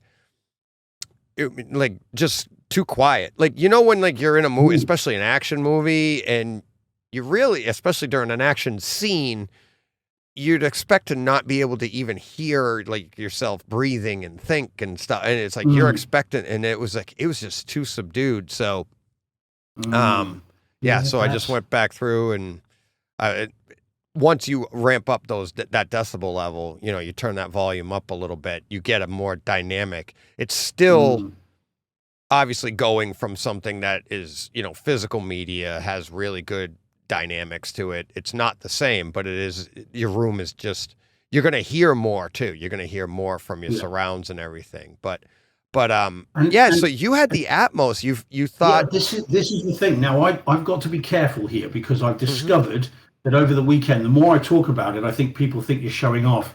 You know, because because we're so lucky here. Yeah, but it's not showing off, though. It's like, it's what you got. What are you supposed to do, you know? Yeah, but I've been feeling a bit different, you know, on Twitter, thinking, look, I've got to row back on this a bit, because people are going to think you're just saying it because you've got this, where you know, the US haven't been able to get it, but no, I've seen it twice right through. I didn't bother with the Comanche version. I watched about 5 minutes of that, and it's a dub, so the lip sync's not working, and that distracts me. That was disappointing. I always want to see it in the, if you'll forgive the expression, native language. Yeah. So be it whatever film it is, be it a Hong Kong Chinese film, be it RRR, you know, I want to see it in its native language. If it's subtitles, that's fine, no problem with that at all. So I couldn't do the Comanche version. So I watched it through both times. The second time with full reference level, you know, it really gave it its full bore thing. And the Atmos mix is, again, without even saying it, fantastic. You know, it's almost Tomorrow War level in terms of bass level, in terms of immersion. It's absolutely awesome. And there's no issues with bass levels, no problem with that at all. From the very beginning, in fact, I knew it was going to be good, because when she first throws the axe and it hits the wood, there's a lovely meaty thunk as it sort of hits. And also, interestingly, again in the Atmos, when she first does it, and I'd be curious to know what you thought of it if you upmixed to Neural X. When she first does it, there is a subtle echo that runs from the front right over the back of the room and goes right to the back. It's really subtle. Yeah. And so that was, and again, I'm just thinking, this is great. Yep. And of course, so she then starts flinging it backwards and forwards, and the dog is following it, and you get the pans. So you get that when she walks into the field, and you've got the buffalo, there are birds circling overhead, and you can hear them overhead. The bear attack is the big one. That's the one where when the bear is attacking her, it's off camera and above her. Yes. And it's above you in the room, and it feels like there was this giant thing right there. And you feel the bass, and you can feel it in your chest. It's really good, and not it. You know, you haven't got to really artificially boost the levels on the Atmos version here. I mean, and you've got the sequences where the predator's jumping over again, we're careful with spoilers, but jumping through the trees. I think that's in the trailer, and again, that's in all the movies. Well, quite that's right. So it's all above you in the ceiling, in the height channels. And then again, there's multiple things where you've got characters in the woods, and you've got the predators, sort of the clicking of the noise that it makes, and that floats in the room. It moves around the back of the stage, and back again, and you can almost you could hear it moving as it goes. It's a really nice track. It's really good. So is the 5.1 track on Hulu, is that lossless, or is it PCM Dolby Digital DTS? It's PCM, so lossless. Yeah, it has. That's the way it comes through for me. It comes through as a PCM multi-channel. Someone was mentioning on Twitter earlier they thought it was just standard Dolby Digital. I mean, I'd be amazed if it had been mixed in that. That makes no sense at all. I don't get into that. I mean, I don't get into that. I don't know if maybe it is, and then the way it comes through on my Apple TV is a PCM signal. I don't know. I'm upmixing it. Obviously, I'm upmixing it to DTS, Neural X, and everything you said. It's like I'm getting that, and then going back and upping it by 6 or 7 dB. those scenes were even more dramatic, especially the birds one. Okay. Those are all like pretty much in my notes. All those scenes, the bear, the birds, that opening scene though, like you said, with the axe going back and forth. And then a little later on, kind of the same scene when she fashions a rope to it. You get that same, but there's a lot of great, it's funny. I don't know. It's like, it is a pan, I suppose, because you get the little bit of the right of the axe, but at the same time, that opening scene when it goes back and forth, you get the like tennis back and forth. And you said the dog's like, right, exactly, right. So that was just really cool. But then the one where it goes over the echo. I love echoes, and I heard that. That was great. Do you typically listen at reference level, or did you up it? I've got a couple of normal settings that I'd not. It's not reference in terms of what you mean by reference. It's zero. I don't. My ears would bleed if I did that. It would just be too uncomfortable. It really would. I mean, when the predator roars in this, you can feel it. If I had hair, it would be blown back. You feel the bass of that. You feel the thing. I mean, any louder than that, and as I said, it made my ears bleed. So it would be uncomfortable at that level. But I shouldn't use the term reference level. But it's my reference to you. Yeah, reference to you. That's fine. Exactly. Right. And I didn't have to go above that to get the real power of this. And as I say, the bear attack is, and again, it's in the trailer, but the bear attack is ferocious. When again, on the occasions where the predator roars, again, I was reminded of the T-Rex in Jurassic Park. Yeah. Just the sheer kind of strength of this roar was really, really well done. I could talk about it all day. I think it's absolutely incredible, and you could talk about it from a story point of view, from a technical point of view. The cinematography is gorgeous, isn't it? And the HDR. The HDR. Let's get into that because we both have that, and it. How did it look on your display? Have you seen Hostiles in 4K in HDR? No. So that I don't know if that's on Kaleidoscope. That's worth a go. But I watched that relatively recently again in 4K. I'd seen the Blu-ray, and I put a tweet out about that because that's a similar sort of thing. It's in the Old West and that kind of thing. And when the sun came up and peeked through the trees in that film, you could almost feel the warmth of the sun because of the quality of the lighting and the and the HDR was so dramatic that you could feel it. And that sounds weird, but that's how it felt. Yeah. And I got that same sense during some of the shots in this of the horizon and the dawn, and the sun rising, sun setting, and that just looks amazing. But also, I think in some of the night shots, there is a shot with the tribe stood around the flame when her brother is being anointed as the war chief, which by the way is a very cool title, and I might have to try and add that to my resume at some point. It'll be quite fun. War chief, how cool is that? Anyway, so when he's being anointed as the war chief, there is a shot from above of the campfire, and you've got him stood at the front with the chief, and then you've got the various people stood around. And I thought that the HDR in that was exceptional. The shadow detail, the brightness of the flames, it looked so good. And there are a number of shots like that throughout the movie. Towards the end, again, no spoilers, but there's a shot there with her looking at the predator looking at her with stuff falling down. Yeah. And it looks like, it almost looked three-dimensional to me. Yeah. And looked like something out of a comic. It looked incredible. Enough for even the first time I saw it to be like, wow, that is a shot. And that's all the HDR, all working and the shadow levels and everything else. It black levels, sorry. Really, really impressive. Do you find the same? Yes.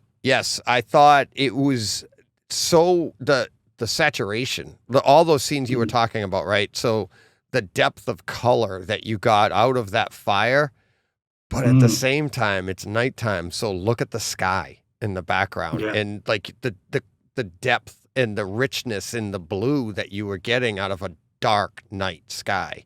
and then the warm fire reflecting into their faces and stuff. And it was really good. There was a couple of, especially early on, nighttime scenes in caves and stuff that you were, it just really just felt, it reminded me a lot of Monster Hunter. Do you remember did you see Monster Hunter? I bought that on the basis of your review and your recommendation. So you have that cave scene in Monster Hunter that you're like, oh my God, where you still, and what was really fun about Monster Hunter is it was daytime and now you're in a cave, but you just come out of that bright sunlight. Like they literally had the camera looking right into the sun, which opens your irises in your theater. And then they go into the cave and you're like, holy, how do I, but you could still focus on it because of that HDR and everything.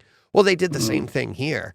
And seeing that streaming, I thought, I was very, very impressed, especially considering here we're only getting the 5.1.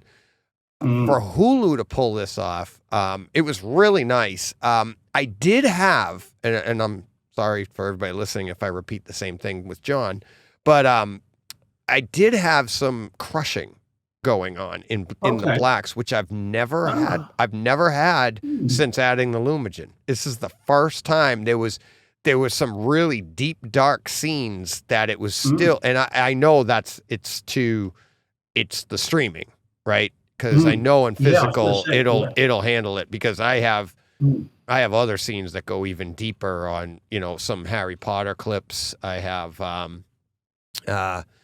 did you ever see what was it's a Fox movie that had just come out after Marvel, the horror version of the comic book movie. What the heck is the name of it?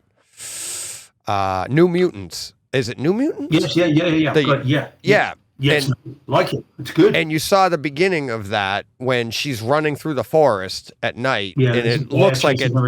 It's that what you find out later isn't so much, but it looks like it's snowing, but it's dark, and she goes into the tree. Her father hides her in that tree, inside the opening in the tree. So pre-Lumigen, that was crushing like crazy because it's such a dark scene, and you had to, and then she was lit up. But now everything, I'm sure when you see it on your OLED, it's like everything is just like you get nice detail, you get the nice transition from her face to the dark background.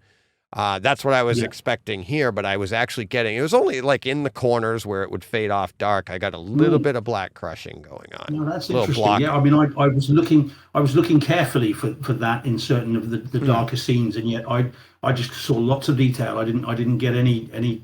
I couldn't see any artifacting. I couldn't see any, as I say, crushing at all. Everything that I could see on this looked superb. In fact, I was, didn't see any sort of visual issues at all. Not that enough to make me notice it, and that's having seen it twice. Right. What I did notice, which was quite nice, the second time, which I didn't see the first time, and this is the HDR and the color saturation. When, again, bear in mind spoilers, but there is a point where a wolf bites a character, and the blood from that character is on the wolf's teeth. And you can see it. And I didn't see it the first time; I missed it. But when I watched it again, you can see the color of on the teeth, which I thought was brilliant. And again, showing the level of detail, because this is in quite a long shot. It's not a close up. Yeah. Which again suggests that it's the stream is very good indeed. I mean, as I said, as a story, brilliant. As a technical exercise in streaming, really, really good. And as a home cinema thing with the Atmos, very, very, very good indeed. He's so apologetic. Every time I say it, he's so apologetic. I feel bad. No, don't feel bad. Don't feel bad at all, because I mean, but I think it's because you guys normally get the good stuff, and we get the short end, we get the fuzzy end of the lollipop, to quote Miss Monroe. And we're used to that, so that's what we're used to. We're not used to getting something really, really good, and then you guys being given, perhaps not such good stuff. But then, having said that, if it up mixes nicely to Neural X, then it does. You've got a 80% of it, maybe of the full Atmos experience, maybe more, maybe 85. I would say 80-90% of it is, you get a little bit, I think, even in all of my experience going back and forth, comparing Blu-ray to an Atmos track, it's not the codec, right? And, to quote, Top Gun Maverick, it's the man in the box. Right, it's not the codec, it's the sound mixer, it's the design, and if we're getting that design like a Christopher Nolan 5.1, I'll put that up against any Atmos or DTSX mix out there, right? Sure. They all can play the frequencies. They can all, an artist can, the artist can move the sound the same way. It's just a little bit more difficult to do it without an Atmos in studio, right? So or object-based, I should say. Object-based is a little bit easier to manipulate the sound. That's the idea of the technology, to make it easier for the artist to do stuff like that. Doesn't mean it can't be done otherwise. And to me, this is a great question.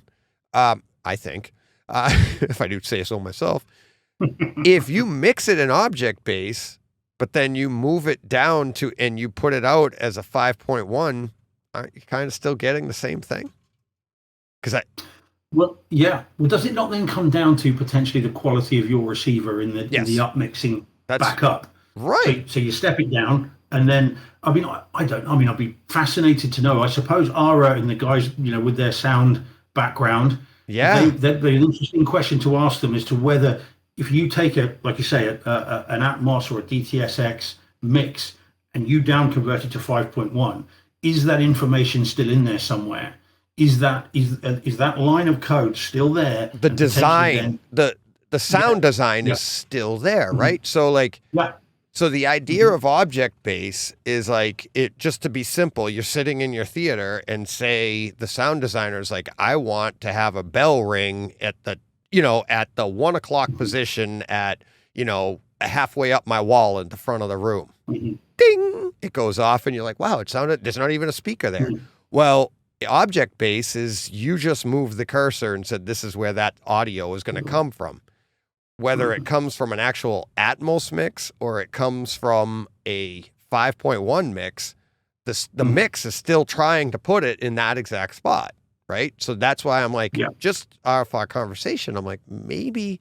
Now, I get you're going to get a cleaner version of it if you have Atmos, if you have the codec all the way through the chain, but a 5.1 mix up converted to using all the speakers to give you that more precise location, I got to imagine you're going to get pretty damn close. So that is, I'll have to ask Ara and Braden, and Rob will probably know that too. Yeah, that'd be interesting. Read it in a manual somewhere. Yeah, exactly. But I've often wondered that, because I'm like you, I upmix everything. It's either DTS Neuralex or it's Dolby Surround, and whatever the base code is, I upmix it all, and I really like it. I've said way back when on the HT tours, that is how I watch my films. Yeah, I wouldn't watch it any other way. And certainly there are films that are older movies that never went anywhere near an Atmos or a DTSX mix. But the receiver is taking that and giving it a really good steer as to what it should sound like. So that's encouraging. I mean, that's good, and hopefully that means that lots of people watching Prey in the US are still getting a really decent approximation of what Atmos or DTSX would be. So answer me this then: will we get a physical release? I think so. I really think do. So? I do. I really think so. And obviously, I got no inside information, but no. I know. I mean, just look at Disney's history, right? Why wouldn't they? I wouldn't be surprised if we see this get moved over to Disney Plus in the States after a while, right? And be like, all right, we're going to move this over there to get that. But if they don't do, like I say, I wouldn't be surprised to see that. But at the same time, don't do that. Put the physical out so that people like us want it. And there was talk before it was released that there was a potential of that. And now it's been, if the popularity is there, if they see the response, and just off of our circles, you're seeing a huge response to it. And we're not the only ones, you know, everybody's saying like this, it's just that good of a movie. So I think so. I hope so. I mean, and of course, Disney are not being as jealous or protective of their own stuff as, say, Netflix or Amazon, and with saying, right, this is on our this is on our system. You're not getting the physical release of this. You can forget it.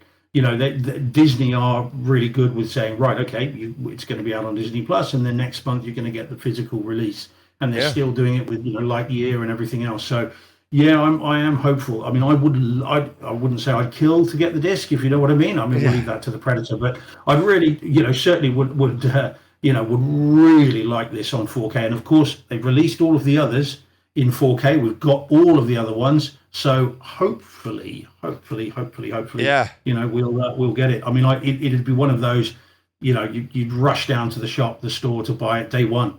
It would be phenomenal on disc. Oh yeah, I had my fingers crossed that because it was streaming, that we were going to get it dropped on Kaleidoscape at the same time, because that's no sign of it. Not yet. I was hoping, but. Yeah, but the other Disney movies, you know, the Pixar movies, all that kind of stuff, you know, Doctor Strange, that of course did, I remember you saying. So so you're used to, if it's going to get a physical release, hitting Kaleidoscape as well. Well, it hit even from Disney. As soon as it drops digitally, Kaleidoscape drops it as well. That's the Disney pattern. Okay, so and there's no Disney's titles don't get haven't gotten a pre-sale. You literally, it's just like. So, like, I've already bought Top Gun Maverick. That was up for pre-sale. Elvis, for instance, that comes out, well, as we're speaking right now, it comes out tomorrow. And hopefully I'll be talking about it in the podcast as well. So stay tuned for that.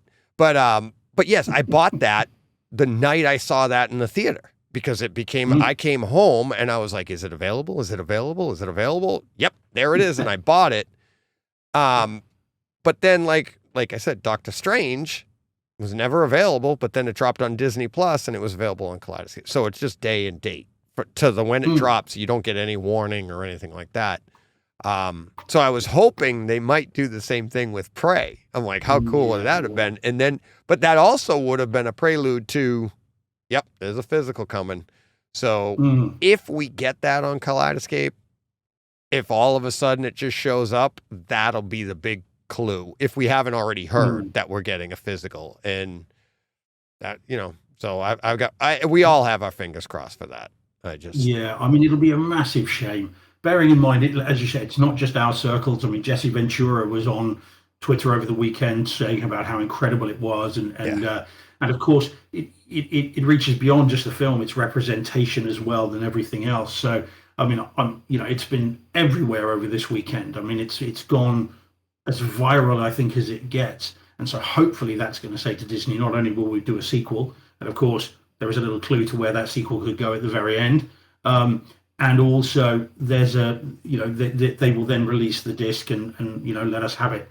I mean, Disney there's just money to be made there. I'd be very surprised if they don't. But having said that, it's a very, very cool release, and they might just want to hold on to it. And because of course, I suppose, unlike, it's not a Disney film, is it? It's a Fox movie, and of course, I suppose there could be residual issues with the rights and where it can go and what can happen to it, which we may not know about. But I mean, it would be a fantastic release. I'm so glad you liked it. I wasn't sure. I thought perhaps we were going to have a Malignant issue with this one. No, oh God, no. But, no, see, look at that. I think I like it more than you.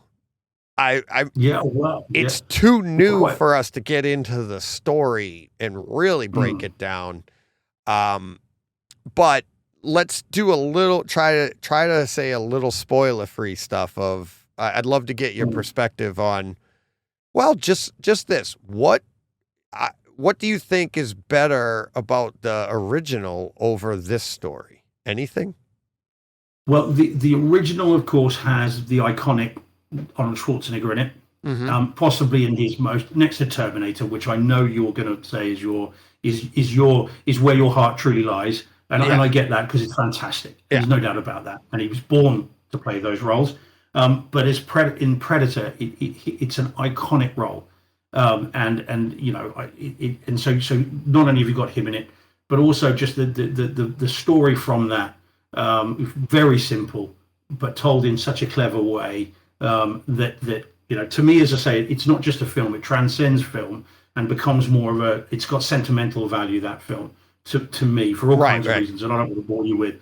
But you know, so that film to me is iconic, and it's one of my favorite films of all time. It would be like a new Terminator film coming out where they've, you know, pared it back and then say, well, is it better than the original, you know, or Terminator 2 for you? And that's how it is for me. So I you know, and again, I think you're right. I think it is still too new for me to transcend the original. I think the original is iconic in every way. There are so many lines in that, so many things in that make it insurmountable. It's a classic in every way, shape, or form. And I mean that in every possible connotation of it. And so this was never going to transcend that. The challenge for me for this film was, can it get close? And I think it does get close. I think it's better than Predator 2, not by much, but I think it's better. I really like it. And then, as I say, they go down in order. But you know, all the odds were against it. I mean, who knew? You know, surely the answer to this is, isn't it? Someone at some point, at a very basic level, someone was thinking, right, we've got because of the Alien versus Predator films, we've got ourselves so wrapped up in continuity problems in terms of the timeline and whether it's Wayland, whether it's Yutani, does it work, does it tie up? They tied themselves up in knots. None of those films make sense. I quite like them, but I know many people that don't. But the continuity is all over the shop, and so who knew that the answer to what do we do with that is ignore it and go back 300 years and just tell a story there. I mean, it's the perfect answer to that question, isn't it? Yeah. And so it begs the question: why didn't we think of it before? You know, it's such a simple thing, isn't it? Yeah. Yeah. Exactly. And I think that's what resonates with me for this is that, yes, the 80s version it's a simple story. It's a simple premise, right? But then you take the larger than life character of Arnold Schwarzenegger. And I mean that as in not just the character in the movie, but I mean, let's face it. Arnold Schwarzenegger in reality is a character. And, you know, like we don't know him personally, but he is a character of a human being, for God's sakes, right? He's above the height of his career. He's a movie star. Yeah. No question. Yeah. And then in that movie, you add in the Carl Weathers, right? So you bring that. Yeah. So, and you get the handshake and the muscles, and then, you know, Jesse, the body Ventura at the time. There's just so much so much machismo in that movie, so much testosterone in that movie. And for this movie to go 300 years in the past and have it deal with literally the exact opposite, right? And it's it's not about the brawn. It's not about, and that it's actually, there's a line that's in the other movie in 12 Strong that actually pertains to this, but pretty cool. But it's not, that's what this movie Prey is about. And I thought it was interesting how the names too, you know, in the 80s, it was Predator.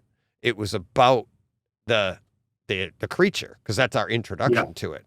In this one, it's prey, so it's like, who's the prey? And there were a ton.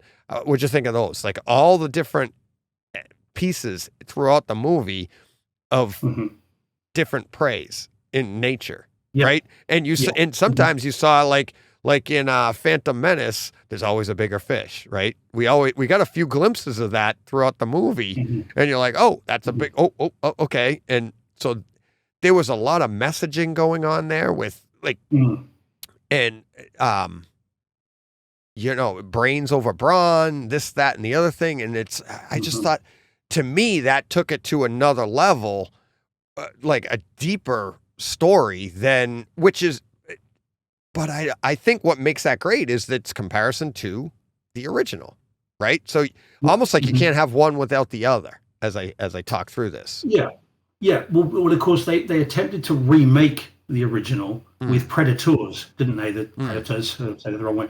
So where you had a group of, specialist mercenary killers back in the jungle, albeit on a different planet, and right. And so they tried to remake it pretty much, and that just didn't work. They then had another go with The Predator, which again, killers, hunters in a jungle trying to take this thing on. And they realized that just didn't work. So this, as you're right, you say, it goes back to a simplistic root of the story that then has added layers to it, doesn't it? In terms of female representation, in terms of who is the hunted, who is the hunter, and is there, again, without spoilers, who actually is the prey? And I think that there's an argument to say, actually, certainly at some point in the film, that the predator is not perhaps who we think it is. And it might be suggested that there are a number of predators in this film, but only one creature. And so that all feeds into the mix as well. I mean, I like the shot of her. You've got the women going out, presumably into the fields to pick, the plants and everything else, and she turns her back and walks towards the camera, and you see her literally and figuratively turning her back on that way of life. I thought that was a lovely visual motif. Which, no dialogue in that. She just turns and she walks away, and there's the top-down shot of her walking, the lady's going one way and her going in the other, which I thought was, it might have been a little bit on the nose, but I think it was a nice visual metaphor for kind of how, it's not just her, it's about progress. It's about, moving forward, and so that was really nice. So there's definitely complexity to what is, on the surface, a simple story, which I don't think is present in the original. I don't think the original has much. So there's someone racing around on a bike outside. Sorry, so there's not much complexity in the story in the original. I don't think there's much subtext there at all, if anything, because that's not what these movies were about in the 80s. That's just not what you did. It was very surface level, wasn't it? Some might say that's the 80s in a nutshell. Yeah. But so there's definitely more layers to the story in this one. But as I said, this one has not reached the sheer iconic level. We haven't mentioned Sonny Landham in the original either, who had to have bodyguards, not to protect him from other people, but to protect other people from him. So he literally had two bodyguards to keep him away from people. Because he just had he's bigger than all of them. I mean, he's taller than Schwarzenegger, he's wider than him, he's bigger than Jesse Ventura. So but it's just such an iconic film. This one was never going to beat that for me. Right, but that does not mean I don't love this. And I haven't seen a streaming movie twice in 2 days since Netflix began. I wouldn't normally dream of that, no matter how much I might enjoy it. No, I've got so many films to watch, so much that I'm so behind on my viewing pile. So for me to then go back and want to watch it again in 2 days, I mean, that speaks volumes as well. It was fantastic. But as I said, I'm so glad you liked it, because I did wonder. You were quite quiet over the weekend, and I thought, uh-oh. You can't give it all away, Steve. You got to let people come in and see what we're talking. Help myself. I know. I'm gonna ask John this too, and I want to get your perspective on a little controversial, right? But I think this is a great example of. You can have a female lead in an action movie, right? It's been done time and time again, but you can't force it. You can't take like a Ghostbusters and change all and do it. I like that film. I know, but what when you do it, so like men like watching action movies, women typically don't. Right? Typically doesn't mean, I mean, there are vice versa, but but my point is, it's like, we just like action movies. I don't care who the lead is. And they nailed it here. And like, to your point of that, like her walking away from the tribe and turning her back on that. But it's like, is it really on the nose? Because it's like, that's the strife that anybody deals with when they're doing something that's not expected of them. And this is going back 300 years, but everybody deals with this stuff, some more than others, but anything worth doing usually comes at a cost, right? So yeah. Mm-hmm. and she just felt she wanted to, this is what she wanted to do. She felt she was good at it.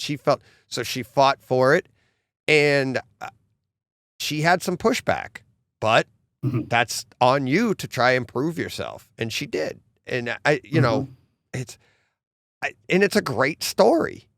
So I just think, I'm like, isn't that what it's all about, really? Yeah, I mean, first, in terms of female leads, I mean, there have been many films, and funnily enough, Star Wars being one of the examples of how female leads can hold their own against the men. In many cases, they're the smart ones, and the rest of them are the silly ones, the foolish ones. So I think 100%, female leads, there's no issues with any of that, and even recent examples with Lucy and Atomic Blonde, and some might say Mad Max Fury Road is actually really Furiosa's story. It's interesting. The sequel is called Furiosa. Well, prequel. But it's interesting, isn't it, that that's called Furiosa, because she's actually the character that people really want to see. Mad Max is not the protagonist, I would say, of Fury Road. I think it's Furiosa. She's the one who starts the action. She's the one who keeps the action going. It's really her story. Max just drops into it. Yeah. And so it certainly can be done. I think the beauty of Prey is the simplicity of the story, which then belies further depth. There's more. It's the classic onion, isn't it? You peel back the layers, there is more there. That's what I love about it. Yeah. You can. There's all kinds of different readings you can give to that film. I think there is a lot there. Again, on something that could have been very simple. I still think they could have told the film without dialogue, though. I think they could have done a Northman with that. I think there was a mechanism by which that could have been told completely in Comanche, no subtitles, nothing, or no dialogue whatsoever, and it still would have had the power. Which is always the mark of a good story, isn't it? Yeah, that's what I was hoping for. I watched the first in English because I was hoping to then be able to go put on the Comanche version and with no subtitles and just enjoy the movie, because it is simplistic enough, but at the same time, you don't need, when they do speak, there is depth to it, but you understand what they're saying without even. You don't need to hear what they're saying, or like literally verbally understand everything.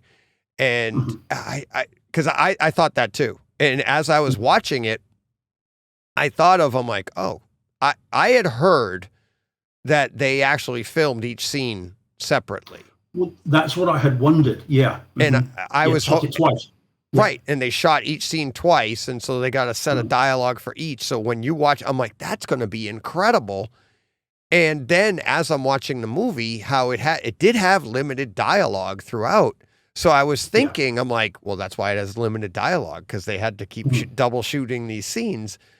And then to find out it is just dubbed is pretty disappointing. I was just like, I think we'd said last time, I was expecting sort of Apocalypto style stuff. I thought, this is what it's, and I love that film. I think that film's great.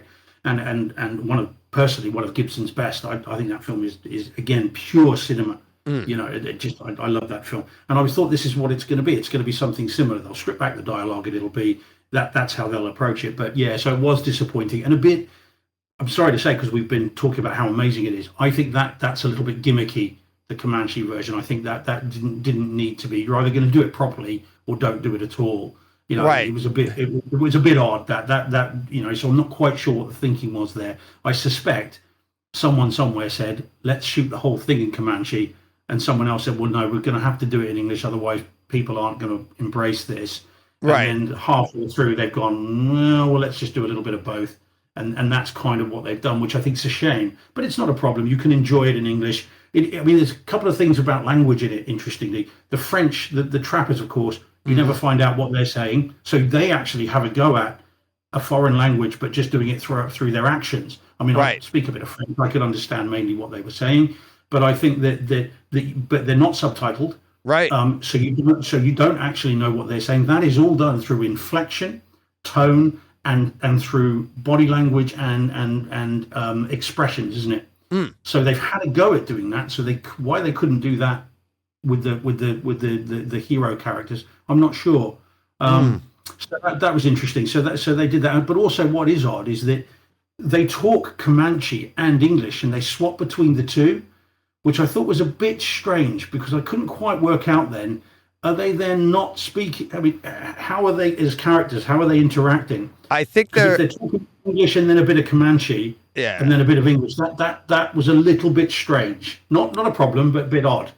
I felt like it was like a Hunt for Red October thing, where remember at the beginning of Hunt for Red October, they all spoke Russian, and they zoom in and zoom out, everything's English the rest of the way, but we're to assume it's really Russian.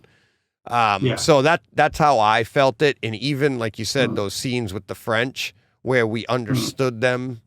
We understood them because it was in English. She was speaking, or the characters were speaking English. Yeah. But then it was like, oh, okay, they're really speaking Comanche and they can't understand each other, right? And they don't really understand each other. But I thought was interesting is when a couple of the French, they actually spoke English, I think. Well, one of the characters speaks English to her because he is saying, I speak a lot of languages. He's supposed to be speaking Comanche, isn't he? Right, exactly. And that's what I was assuming. But we understand that he's talking English. But what's interesting, and of course, when she is watching them, they're talking in French. And because she doesn't speak French, she doesn't understand it. Right. So we don't understand as an audience either. But we are to understand based on how they're just behaving. The way she is, right? Yeah, exactly. Right. So that's interesting because you'd think then they could have trusted they trust the audience to watch the French people, assuming that many of the audience won't speak French or wouldn't understand it. But you think then there is a version by which you could have the main characters talking in Comanche. Same reason, we don't know what they're saying, but their inflection, their tone, the way they're approaching it would be fine and make it a purely visual experience. And then, of course, her walking away from the tribe and then walking towards it is clear that's a visual metaphor. There's no need for dialogue there. You get what's going on. Right. So I think there is a version of that film, a bit like The Northman. There's a version of that film where you don't need English. You can tell it in a native language and still get every bit of what's going on. But it feels like it's being a bit churlish. I think the film is so good that to give it any kind of critique like that's a little bit, it's slightly mean because it's so good. Yeah, it's so good. The story's so good. Like as we said, there's layers upon layers to this story. This just would have been another layer for us. So it's kind of like, it's a little nitpicky to say like, I want another layer. Give me that one too. So, and Steve, we're going here 52 minutes and we're trying to keep 10 or 15. No. I was expecting this. This is what I wanted. There's going to be movies and opportunities where we just need to do this. And this movie totally deserves it, in my opinion. So yeah, it does. It does. Yeah. I'm glad I surprised you. Well, I genuinely thought you're going to say, well, and I thought, oh no. Have you heard anybody say that? I haven't heard anybody say that. Yeah. Oh, no. Well, not from our. Again, you've read to it earlier beautifully. Not within the circle of the people that we regularly interact with on Twitter. Right. There have been a couple of sniffy reviews, but from fringe critics. So I suspect the people we were talking about before, not directly the person, but people that are trying to court controversy. Whereas the main, I think it's still 93% on Rotten Tomatoes, something like that. Yeah. And I mean, you gotta wonder who those 7% are. Like, what are you doing? Yeah. Well, they either have built it up to be something that it's not, or hear the word predator and think, it's a brainless action movie, and I'm not. And go in with that mindset and then just lose it. If you're not a fan of that kind of film, I suppose you might think it's rubbish. And yet, some proper what we call broadsheets here. I don't think you call them those there. Your New York Times style papers of record in the UK have been very, very effusive in their praise. So it has crossed over. It's not just the geeks. It's not just the movie nerds, whoever they might be. It has crossed into the mainstream, which again, hopefully means a disc and a sequel. I'd very happily see another one of these characters. I really would. Another film with these characters, the next step, praise, I suppose the next one would be called, based on what we see at the end. I'd very happily see a sequel to this. I think that, I think they could do it very cheap, very lean, and we'd all be lining up well, we wouldn't need to line up. Just go to our front room and watch it, or our dedicated cinema rooms, obviously. Yeah, you loved that. You mentioned that too this week, is that you love the idea of like, let's do that. I mean, I love going to the theater. I love supporting the theaters. Why can't we have both? And you really leaned into that this week on social media, which was great. I think I'm an outlier on it, though. I think most people prefer the cinema. Most people, the idea of a home cinema and that being that, it doesn't appeal. And I get that. I understand. But I worked in a cinema for a year when I was doing my law degree. I saw behind the scenes.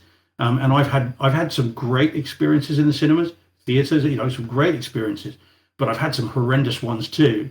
And in terms of the ratio of movies that I've loved from a first watch in the cinema to ones I've watched at home is skewed like that. I mean, I enjoy films much more often watching them in my own environment than I do in a cinema. Yeah. And whether it's not the cost, because you just expect that. It's the adverts, it's the trailers, it's then the bad behavior of the audience, it's the phones going off, it's all that stuff. That when I watch it at home, the only person doing that is me. And right. I can forgive my own behavior. Whereas, being in an audience with other people doing it, then that's a big problem. So yeah. I mean it. I would never set foot in a commercial cinema again. If every film comes out day and date at home, I'll never go to a cinema again, and I won't miss it. Yeah. But I know I'm an outlier on that. Yeah, you're probably an outlier to the general public, but I think in home theater, we're seeing it's becoming more and more prevalent. Obviously, because we have the gear, we have the systems, and people are like, how do you just stay at home and watch it? And be like, hey, have you seen it? Have you seen my home? Yeah, we are set up to take this in as it's meant to be taken in, right? And we get the advantage of, hey, I want to be enveloped and engrossed into this movie, and when I go to the cinema, I have a bunch of things going on around me that are going to take me out, right? Whether it's they have to be for safety precautions, they have to leave some lights on. You have exit signs, and you have other things where in your own cinema, you're like, I've set up my perfect place I'm going to sit. And it doesn't have to be a dedicated room. It could be your living room cinema like John has, but you're just sitting there focused on it, and you're in that world. And to the point, I'll kind of wrap up with this. I watched this movie so much that I was at work and on Saturday, and next thing I know, I heard that noise, the Predator noise, and I'm like, what the hell is around me that's making that noise? But you're looking around, but when you're in your theater and you hear that at some back left or right corner, and you're like, and then you get to experience something close to that in the real world that you're like, that sounded like the Predator. I don't know what it was, but it was around me. And it's like that, you've been enveloped in the movie when you go out into the real world and you're like, this is like in my theater. No, this is the real world, you donkey. So, yeah. Yeah, I mean, I as I said, it's a very cool film, and it's triggered all kinds of debates over the weekend about, about discs, streaming, about cinema, home cinema. So if nothing else, it's triggering discussions, and what better thing for a podcast? And art. That's art, right? Love it, hate it, whatever. Let's talk about it. Have fun. We both love it. So great week, Steve. What another great week. Awesome. Awesome. Fantastic. I'm so glad you liked it. But yeah, sorry for going on a bit. I could talk all day about this. Absolutely not. Nope. I'm glad you did. Great stuff. Okay. We'll see you next week. Thanks, buddy. Okay. All the best. See you then. And we're back. Just in time for tea. I burned the crumpets this week. Yeah. No crumpets, but tea. Whew. That was a long, great conversation with Steve. It's funny. We are trying to keep it to 10 to 15 minutes a week. That's what you keep saying. I know. But that's what Steve and I are like. So who knows? But I mean, I think stop saying it. I think Prey deserves it though. It's such a great movie. You and I are going to get to it in a little bit, but that was Steve and I's breakdown. stay tuned for John and I's breakdown. You're going to get more Prey, even more Prey. Breakdown. More Prey. But yeah, yeah. So thank you, Steve, as always. Hopefully next week. I think after Steve tweeted out after we recorded, and then somebody guessed at the minutes on it, and I think it was Omar, and he was like at 48, and both Steve and I are laughing like, nope, we went past that. Yeah. But then Mike, I don't know if he DM'd me or if he put it on Twitter, but Mike Schramm said, he's like, I think it actually would be funny if you put the clock in place and then like, boom, 10 minutes and we're done. It made us talk really fast. Put in a chess clock. Yeah, exactly. Like, ding, gotta go, Steve. Bye-bye. Every time you switch who's talking, you have to hit the timer. Ooh, each one of you gets 5 minutes. That would be a good idea. Like, yeah. It'd just be 2 5-minute monologues between the two of us. Yeah, there'd be no break. There'd be no break. It'd be like, I'm out. I can't say nothing. Then he'd ask me questions, and I'm like, I'm out of time. Can't do anything. I'm out of time. I can't talk. Sorry. I'm out of moves. Them's the rules. I got nothing left. That would be good. I like that. I have a chess clock, too. My son gave me one. Do you? Yeah. Yeah, he gave me one. I love playing chess. I love playing chess with a chess clock, too. But yeah, that would be funny. That's really funny. It would. So, all right. What do we got next? We got, this week's 4K releases. All right. Let's see. What do we got coming up for? John, Child's Play in 4K from 1988. All 3 of them are coming out. I only screen grabbed the first one, but I don't think I'm going to buy it. But if this pops up on the Kaleidoscape, I may rent it. And I'm not a horror guy, but this came out in 88, and I know Jen and I saw it together. And we literally started dating in 1988, so this might have been one of our first like real dates. Right. But yeah, Child's Play, and then Child's Play 2 in 4K from 1990, Child's Play 3 from 91. You know, they really pumped these things out. Yeah, he cranked those out. Yeah. Yeah, let's see. All right, what else? This one here from Shout Select, no less. Red Dawn in 4K from 1984, John. I'm going to have to order this one. Yeah. Yeah. Patrick Swayze, C. Thomas Howell, Leah Thompson. Thompson? Yeah. Is it Thompson? Yeah. Leah, Thompson. Charlie Sheen, Jennifer Grey. Wolverine? What's his name? Yeah. What's his name? The pilot that lands. You know his name. You're better with. I usually get it too. I can't even. Oh no, he was in Avengers. He died in the last 5 years, I think. Oh man, it's killing me. Oh well. But yeah, Red Dawn in 4K. That's not the new version, not the new Red Dawn, the old Red Dawn. Loved that movie when I was a kid. And Jurassic World Dominion drops Tuesday. Jurassic World Dominion 4K. There is an extended edition coming out as well. So now you're gonna have to buy it. Well, you're gonna buy it anyway. Oh yeah, right. Yeah, I'm gonna because of the DTSX or whatever. Yes, because I have to compare, so I might as well get the extended edition and go over these scenes. You know me. I do. Yeah, DTSX, Atmos. We're gonna have a face-off at some point. So that drops on Tuesday. So in a couple weeks, we'll probably talk about that. Heavy Metal coming out as well from 1981. Yeah. I have the Laserdisc. It's a classic, but again, I don't know that I need to own it. Same here, but yeah, I don't know. I don't know if I need to own it. Maybe if it drops, if that goes to Kaleidoscape, maybe I'll rent it when it's rentable. If that 4K version goes to Kaleidoscape. But yeah, I've owned it on Laserdisc. I don't know if I need to rent. I don't even know if I need to own it again. Kind of lost the nostalgia. Yeah. And speaking of another one that I probably won't even rent, Barb and Star go to Vista Del Mar. What? Don't even know what that is. So. It's from 2021. Barb and Star go to Vista Del Mar. Sounds like a. I put it in because I knew it was way outside our wheelhouse. No, it was that two women going to some resort or something. I don't know. Yeah. I don't know. but I knew it wasn't in our wheelhouse, so that's why. Nope. So, all right. That will do it for Tuesday's 4K releases.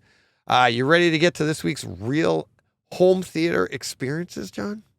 I am. All right.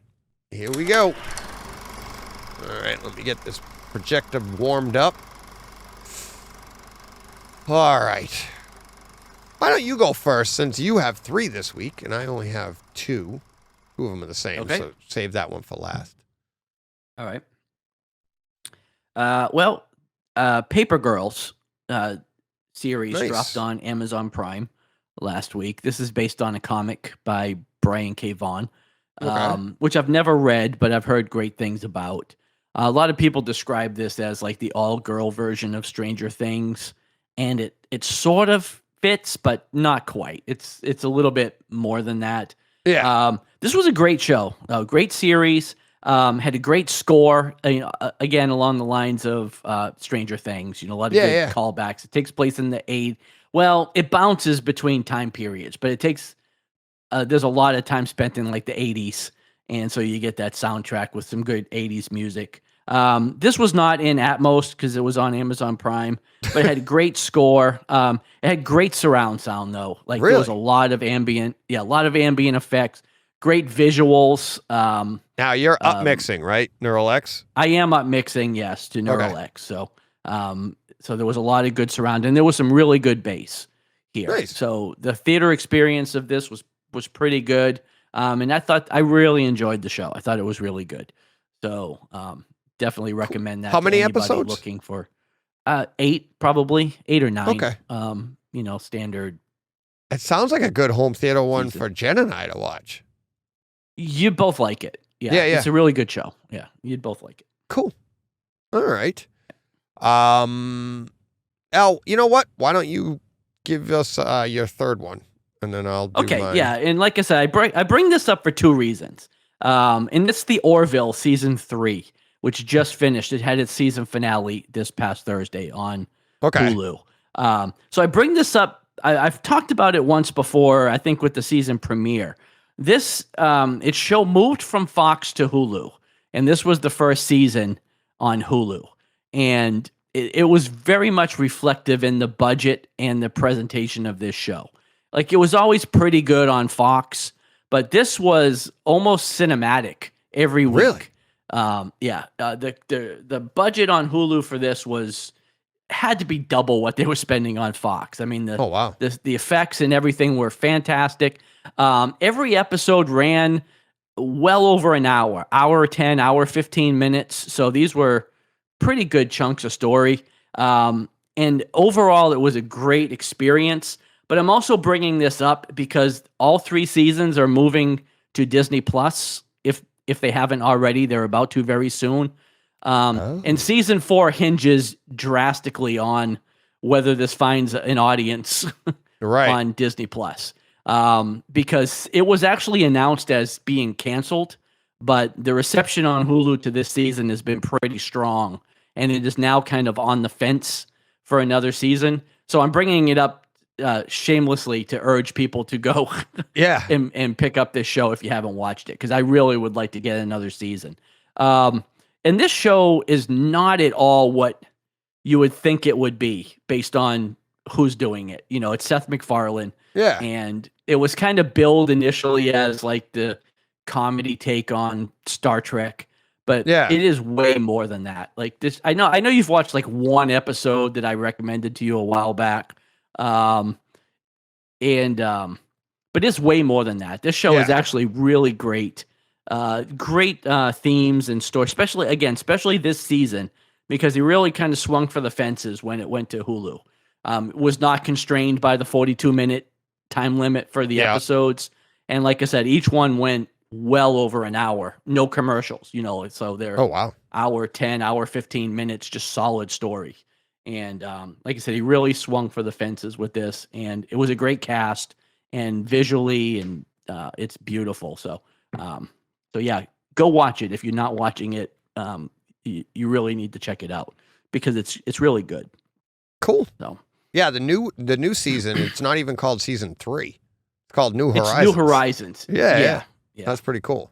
Which is funny. And really, I think it was intended. Hulu didn't pick it up initially to only do one season, but COVID happened and people's contracts started running out. And like for this to come back, it's going to require some renegotiations to get people back. And I don't know that they're going to put the effort into it unless it really finds a new life on Disney Plus. So I'm hoping that anybody that hasn't checked it out will go give it a watch because it's well worth it.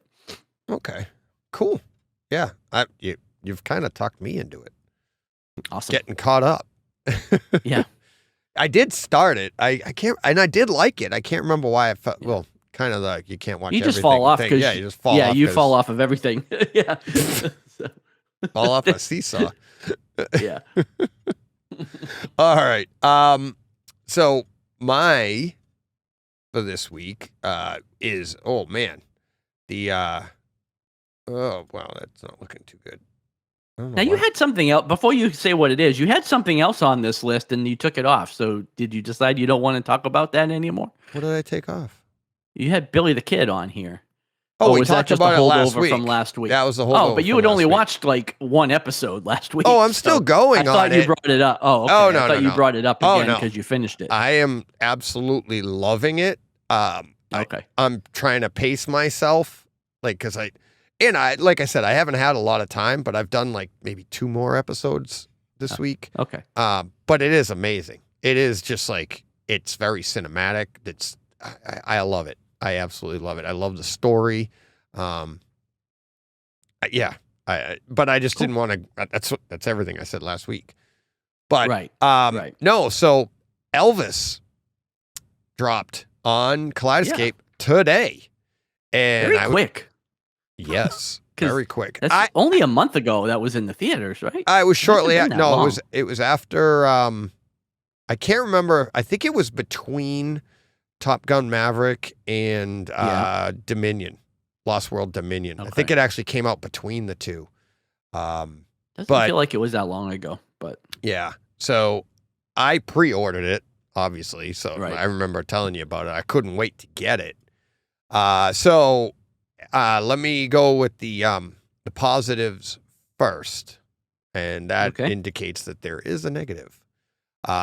So it's 4K Atmos, and the 4K is absolutely incredible. Okay. It's Vegas the way you want to see. It's like it's in your room. It looks amazing. It's vibrant. It's the tones to the different scenes. Even earlier in the movie when they're down in Memphis and stuff and they'll come out of a building or something. It's just the tones, the humidity you see, all of the different things. It's just so good looking throughout the movie. I almost want to say it's like artistic like the Batman, but just vibrant because there are some muted scenes as well. I don't know if you remember some of the scenes where they had some overlapping, like when they were talking about his Elvis's history with comic books early on in the movie. It's like it's 3D where they're showing the comic book images and stuff. It was awesome. Okay. Just an amazing HDR 4K experience. Okay. The sound, not so much. Huh? Not so much. It was great. Don't get me wrong. And I've only watched it the once because it just came out today, and I had to get to work. But I feel like that it needed a little more bass. But then part of me is like, well, music's not supposed to have that kind of deep bass. And this is where I'm having trouble with it. And I can't wait for this to come out and to have people really break it down and listen to the reviewers talk about it. And especially Todd Anderson and his, Bass Hunters. I'd love to hear him do this movie later on because you saw the movie. You know how I did. Yeah. It's a great it's very musical. It's very musical. But it's also very it gets you riled up. Like you're excited. Like all those scenes that we talked about after we saw the movie, like the scene where he's like, you looking for trouble? and you just want to jump out of your seat. So I know the sound in my room is better than what I experienced at the theater, but your emotions are running so high. I'm like, yeah, here we go. And they're like, and you just want to feel that on your chest. And it was like, and you're like, wait a minute. Now, is that the way it's supposed to be? Or am I asking for something because my emotions are that high that I'm that excited about the scene? That being said, there's a ton of great details throughout this movie, and I'll give you, if anybody has a copy, it is out digitally. If you go to the 40, I'll give you a timestamp. It is awesome. Yeah. At 44 minutes, Elvis is, you might remember the part, he's at home, he yelled with his mom, and he storms off, gets in the car and takes off, right? And he goes uptown or wherever it is in Memphis and goes to hang out with B.B. King. But there's some drums in the score, and the drums is like, but it goes counterclockwise or clockwise around your room. But the sound just wraps right, and you're like, but then it keeps going as he's driving down the street, doing his whole thing, wherever he's going, and the score's playing, and the music's playing in the background, and the drums, they do it again, right around your room, and it is awesome. And there's tons of great stuff like that. But I just felt like that just needed to, I don't know if it needs it, but I wanted just a little more boom, in those beats. But at the same time, we say this all the time, music doesn't have the same depth of bass that movies do. So is it possible that it's more accurate? I don't know. And I think it's going to be, when it comes out, I think it's going to be a great discussion. I can't wait for people to see it. All the reviewers that I respect, I can't wait to hear their opinions of it. But yeah, that's where I feel on it right now. So, cool. So happy to have it. Going to watch it again. Can't wait for Jen to come home and we'll watch it again. But but yeah. So, all right. That is Elvis. All right. Why don't you lead off our last one here before we get to the main topic of the week? Yeah, so the last thing we watched was The Sandman on Netflix, dropped on Friday. 10 episodes, which was awesome. Yeah. Because that's a couple more than we usually get. I binged the entire thing. I don't know if you have or not. I had 4 days off this week, so I had plenty of time. Really? I watched a whole bunch of stuff, actually. But yeah, I was off all weekend. So I had plenty of time. I was the exact opposite. Yeah. So I binged the entire thing. I thought it was awesome. I mean, again, story-wise, it was phenomenal. I thought it was great. I've mentioned this before. I've never been able to get into the comic. Yeah. I've tried a couple of times.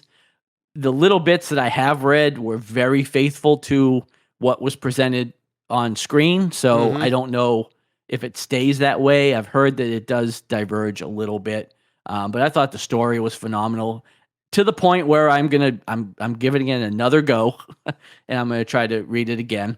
Okay. Now knowing where it kind of goes, at least for a little while, it might get me through the beginning, which I just think is a little tough because it's so much world building at the beginning that it's a little bit of a struggle to get through. At least it was for me.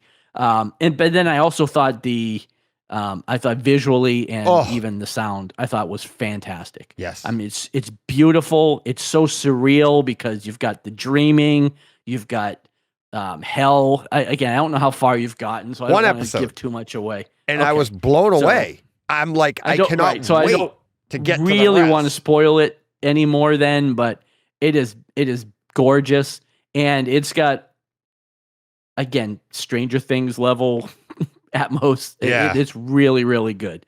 So it's a phenomenal home theater experience, and it's a great watch. So yeah, 8 episodes. Recommended enough, right? Oh, not is it 8? I thought it was 10. I think you're right. Yeah, it is 10. I'm sorry. It is 10. It is 10. And I was so excited to see that.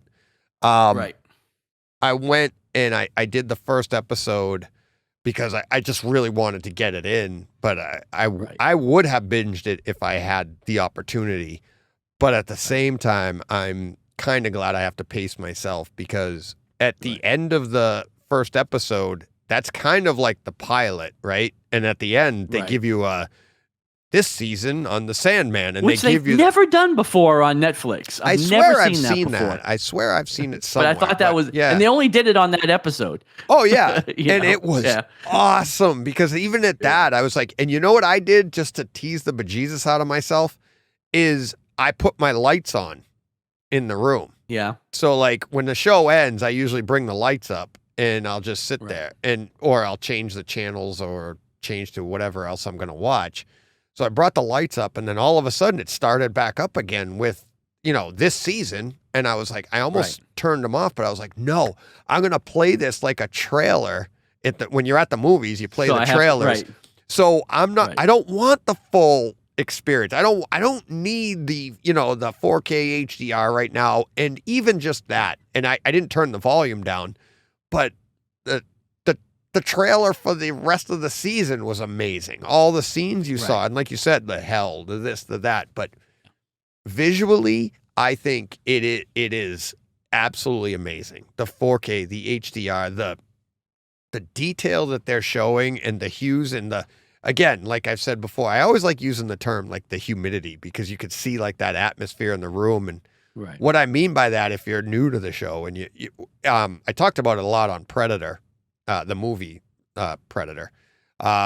It's when somebody is like closer to you and they're darker parts, like say they have dark hair, black hair, and that's jet black. But then somebody a little further away is a little bit more muted because they're further away. That's the way it really works too. It's like you're seeing that atmosphere between the two, and it creates that depth of scene and a little bit of a 3D feel.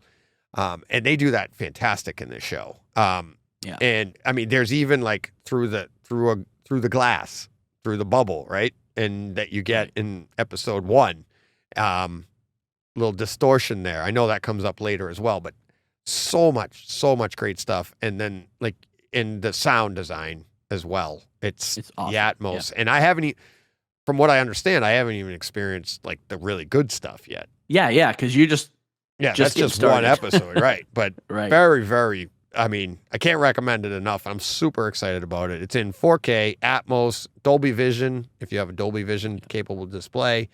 It's fantastic. Absolutely fantastic. So, all right. You ready to, now we can power down the projector here and we'll get into the next room. You ready for, let's see. No, that didn't work. There we go. Did you incorporate mine into yours, or did you just? Okay. Oh, on Prey? Yeah, it's all I'm in looking one. through the notes. You can go to the notes. Yeah. So with that, then you ready to get to Prey? Are you ready? I am ready. All right. There we go. Oof. I even love just seeing the images for it, like. And when I'm scrolling past it and like, or anytime somebody tweets it out, just that green, it looks so great. That's his blood. Which is awesome. Which is awesome. Yeah. So great. So, all right, John. A lot of people know how I feel about it because I've said it. Well, yeah, because you heard me with Steve. You've said it a couple times. Oh, and you had Steve. And and people have heard me with Steve. Whoops, that's not the one. What did you think? Loved it. Yeah, I loved it. it. I thought it was fantastic story. Like again, the movie part of it was great. I love the franchise anyways. Yeah. But I do agree with Adriano, I guess. Was he the one that wrote the comment about it? Where it's very much, if you've never seen Predator or you don't know anything about Predator at all, you're fine here. Like, this was very self-contained. Like he said, it just drops you in the middle of the events, and there's very little setup, very little to no setup, really. And you just go, for 2 hours, or it wasn't quite 2 hours. I think it was a little bit less. But it's just like nonstop. Like you just in the middle of this and you hit the ground running, which I thought was great. But yeah, I thought it was fantastic. As far as that goes, I'll echo what you said sound-wise. Now, again, this is gorgeous. No pun intended.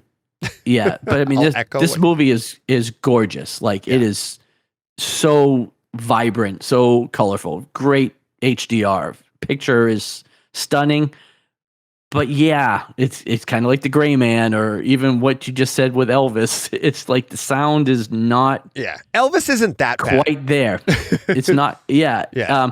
Now again, because we upmix things, there are scenes where you're going to hear effects, which are cool, but there was no punch throughout this movie, really. And that was disappointing. And I made note of this that. Even though I don't think we'll ever get a physical release, even though I would love to have one, it's very frustrating that this movie is available in every market besides ours on Disney Plus with Dolby Atmos. Right. We don't get that because we have Hulu.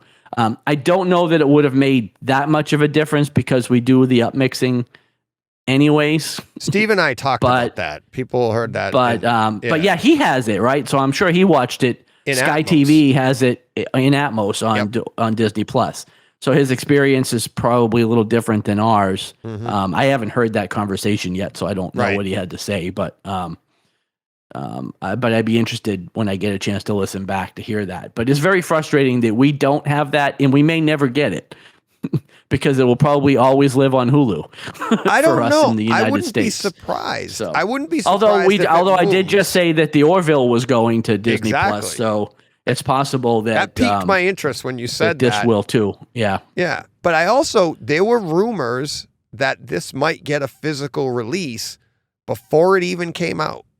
And then they said, they're like, it may get a physical release if the demand deserves it. And of course, in our circles right here. Well, everybody, we're all like tweeting. All 12 of us are asking for it, but I don't know if that's enough demand. No. Yeah, no, all 12 of us. But I mean, it's been seen by everybody. Like the response has been phenomenal to this. So yeah.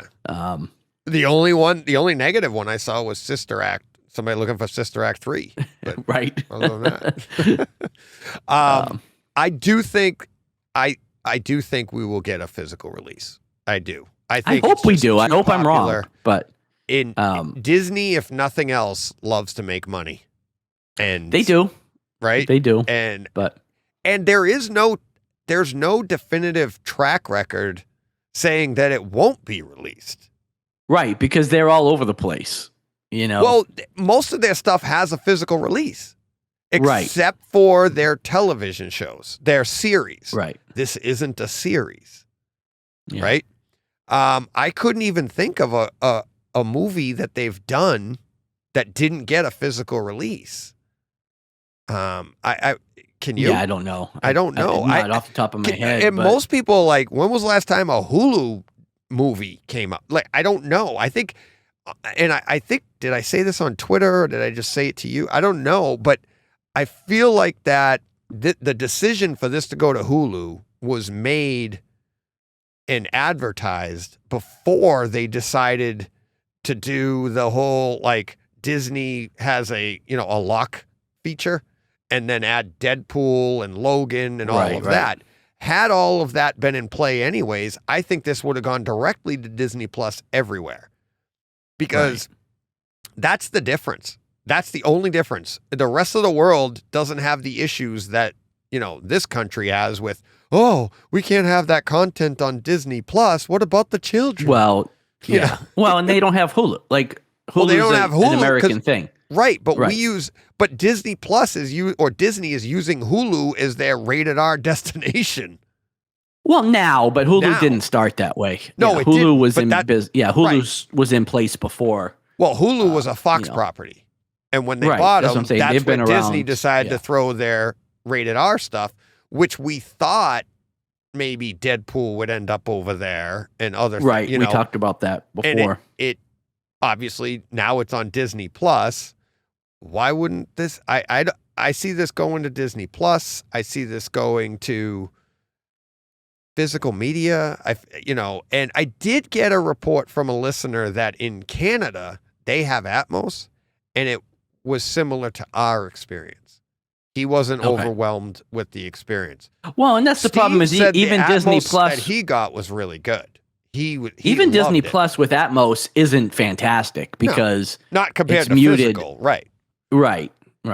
So I don't know that we would have noticed that much of a difference either way, but again, it's just frustrating to know that it exists with that mix, but we're not privy to it. Yeah, Yeah, I know. So. Which makes me think, like, we entitled Americans, damn us. I know. And that's what Steve kept saying. He goes, Steve feels bad when you hear him talk. People already heard him talking, but he actually feels bad, which I think is hysterical. Like, he doesn't even want to talk about it. Like, I feel bad I have the Atmos because he feels like he's bragging. I'm like, what are you talking about? I'm like, we're all like, no, just tell us how great it is. We'll pretend we have it. I don't know, but like, but yeah. All right. But yes, I did do the, +7 dB after I watched it once through at reference level. And then all of these scenes that we're going to talk about, especially for sound, obviously the picture doesn't matter with the volume. I watched them back and it was a big difference. There's audio, you're pulling audio out that you didn't get before. Right. It just, little sounds like we'll start with, the 2-minute mark. And all of these, it's funny, all of these are, especially with this movie, I want to talk spoiler free in case you haven't seen it, but how many people haven't seen it? And 2, it's a Predator movie. What's the spoilers? Right. I mean, it's there's no spoilers here. Yeah, right? I'm going to tell you that they're hunting, they're doing prey. Right. They're hunting and doing things, and guess what? Things happen in this movie.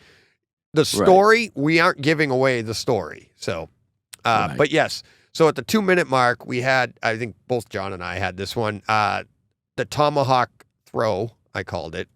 And I gave it a box of popcorn, but Steve and I talked about this one as well. The echoes are they are awesome, right, John? Like I mean, it faded out even at, our muted version. I marked all these while watching it at the muted version. Going back through, it was even better. And like this scene in particular, those echoes, I could really get that it was they weren't just going behind me that echo just went everywhere of her throwing the tomahawk into the tree. But what I really liked was the wood creaking in that scene. You remember, like you hear like it was the trees like kind of bending and stuff or whatever it was, but there were little details there that were just really nice, higher pitched noises that were just really nice. This next one, you had this one as well, so why don't you do this one? Yeah, at 5 minutes 22 seconds, that's I guess what DJ is calling the flyover, but that's when the ship appears to Naru. Or it doesn't really appear to her, but it appears and she sees it. Yeah. But yeah, there was really good overhead engagement here. The sound going, off to the left. Before you see it. Boom. Yeah. And then there's like kind of the boom where the ship appears. That's like right over, right over your head.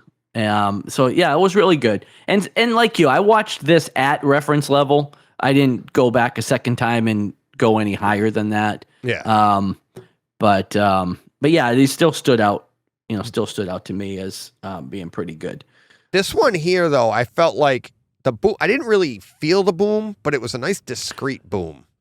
And it was like I could locate it. Like if I put my left hand up, it felt like it was in that direction. Oh, done that again. Whoop. Knocking stuff off the wall. I'm so excited. I know it. Yeah, it's so like before you see the ship, you hear it coming from the left side rear, not the left rear, but to the side of you. And then it comes over. And then there's all of a sudden, like it broke the sound barrier or something over your head. You just get that boom, like a nice distinct bass boom over your head. Right. And then, like you said, she sees it. And like that even looks nice. The HDR on that, the different colors and the clouds and stuff. Looks really good. Really, really nice. So that was a great scene. This one here at 21:33, they're just, you're just the bugs. It's just an approaching shot of them. Eventually the characters are in a tree, but the camera's just going along the ground in the jungle at nighttime. and you just hear like the mosquitoes and the bugs all around you, and it makes you like everywhere. It's everywhere, and it's like yeah. It's little things like this that I feel like when we get a physical release of this, and I do say when, right, those things are going to be even more distinct and more creepy. Right. More creepy. Right. Oh, you'd be like getting the bug spray out while you're watching it. Actually whacking the side of your head. Grab this next one. You know this scene, right? Yeah, 2301, the lion. Yeah. Yeah. Do you remember this? I do. Yeah. You know, you're looking down over the action, and you know the camera's kind of spinning, and the sound is like moving perfectly straight. Yeah. Yeah. And the sound is moving with it. Yeah. You know, around the room, which is really cool. Yeah. It's again another one that's, and it's a pretty quick scene because you're looking down at the characters in a tree, and it's just like there's no need to spin the camera. They just did. And it's just a cool effect. And then everything stays locked. Sounds stay locked to where they should be, but it's a spin like a like a merry-go-round. Like you're watching everybody. It just go and then but the sound goes with it. And it's just a weird effect that it was just really, really nice. Yeah, you got this one's got your name on it, John. Knock again at 2449. I don't remember exactly what was happening. I just remember they were in the tent. I think Naru was talking to her mom, and there was just great ambient sound here. Oh. You could hear the wind whistling around, the fabric of the tent moving. There was fire crackling off in in the surrounds off in the tent. Yeah, but you could hear it kind of crackling all around, and it's just really good ambient sound in that scene. Yeah, it was. It was another one of those subtle ones that would in it. The whistling was like, it was like wind and like the whistling coming through the tent and this. But it was another great HDR scene too, because that fire in front of them was brilliant. But then, like looking to the side of the tent, you could see textures of the material, but it still, as it got further away, it got a little bit more washed out from just the. I don't know if it's the smoke in the tent or whatever, but it was really, really nice. 33 minutes, 15 seconds. This is the one, a little rope. And this is the one where she fashions a rope to her tomahawk and you just, I mean, that's, Steve and I talked about it, and the dog, like he's watching tennis back and forth. Like you get the knock on the left, knock on the right, knock on the left. And it was a little bit like the opening scene with the tomahawk, but not as many echoes. And it wasn't as prevalent, like the sound, but it was really cool how it, and like I said with Steve, I'm like, you call it a pan, but it's not, because it was a knock on one side, then a knock on the other side. Right. You know? But you could also. Yeah, it's not panning, but it's. Yeah, it panned a little bit because you could hear the tomahawk go, and that, but it was, but the big noise was a. Back and forth. So that was really cool. And I like making sounds. This one here, I wanted to ask you, did you notice, and were you as blown away by this one? I call it 37 minutes, 30 seconds, the footprint. And this is a CGI thing. And it was the predator is like walking through like a river. And then everybody remembers when you were a little kid, you'd step in a puddle and the water would like go away. But then you would pull your foot out, and then where your foot was would fill in with water. And I remember doing it at the beach. And it actually like dried out the area around your foot, right? And as a little kid, you were like, "This is weird." I push, it goes away. But they did it perfectly. But the predator's foot was invisible. Yeah. So you saw the footprint go, invisible foot, and you could see the ground. The water all went away. He created the footprint. And then his foot, his invisible foot comes up, and all the water goes rushing into where his foot was. It just looked so good. And how good your CGI has to be to nail that with, the 4K HDR. I mean, I just thought it was really, really good. Do you remember that? Well, like I remember the scene. I didn't pay as much attention to it as you did, but I definitely remember it happening. I'd have to go back and kind of rewatch it. Yeah. see if I see it. Yeah. I'll wait. No. I'll be right back. Yeah. Yeah, you know this one. You want to do this one? 44 minutes, the bear fight. Just the sound, the way it moved around the front. Yeah, just kind of reading what you wrote there. Yeah, just just the fight sounds with the bear, and she's like kind of hiding underneath the. She's hiding. You don't. The logs in the river, and the fight's taking place in front of her. Yeah, right. Pretty much what it was. But the predator and the bear fight. But what I thought was cool was the different camera angles, right? So if they're looking at her face, the fight's behind the camera. So the sounds were there. But then when she's looking at it, the sounds were in front of you going back and forth. It was just a really, really cool scene how they were accurately depicting where the sound should be based off of where the viewer, not her, but in relationship to looking at her, where the sound would be. Right. Did a really good job on that one. And did you pick this one out, John?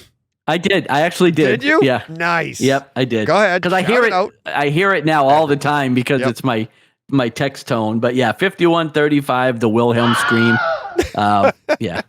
I can never miss it now. I know. First of all, I hear it and I look right down to my phone because I think I'm getting a text from somebody. But I even pointed it out to Lydia when we were watching it. I was like, there's the scream. Yeah. Yeah. So that was cool. My tone? It's everybody's. It's is it everybody? Oh, it's from everybody? It's my default. Okay. Yeah. It's your default. Oh, okay. Yeah. So special. When I'm like getting multiple texts from people like out in public, they're like, people are looking at me like, what is going on over there? Yeah. But it's funny how many people laugh and comment because they know what it is. They know exactly what it is. Yeah. That's great. This one here, 1 hour, 3 minutes, 20 seconds. The bait. I gave it 2 boxes of popcorn. This is great. It's a foggy, smoky night scene. The characters are talking. Yeah. They're kind of the bait. They're talking about what's going on, but getting to the picture part of it, it's a foggy, smoky nighttime scene, but it's still super vibrant, super rich with color. Like the characters' costumes, uniforms, whatever you call them in the movie, right? You could see the color. It was very, very vibrant. But then when the predator shows up and there's some predator blood, the contrast between that, right? It just, looked so good. But then it's a battle. There's a fight ensues, but it's not like big explosions. It's not this. Like characters are trying to hide and fight these things. So you're hearing that predator noise, like whatever it is, right? That clicking noise. Yeah. So that is being used on camera, off camera, to one side, to the other side. So that's going on. Then the other characters, all the people that are trying to hide from it, they're all like making their noises, whether it's their weapons or their breathing or whatever. That's going on all around your room. It's just an unreal scene. And it's very discreet. It's not like a battle scene that's like very chaotic. It's more, nuanced than that. And I really like that. Next one's you. Yeah, 112:43. This is just good, again, ambient forest noise, I guess you could call it. But, they're just, they're walking. You can hear birds flying all overhead, all in different directions. There's fire crackling. Off screen. Again, you can hear the predator clicking from off in distance all around the room.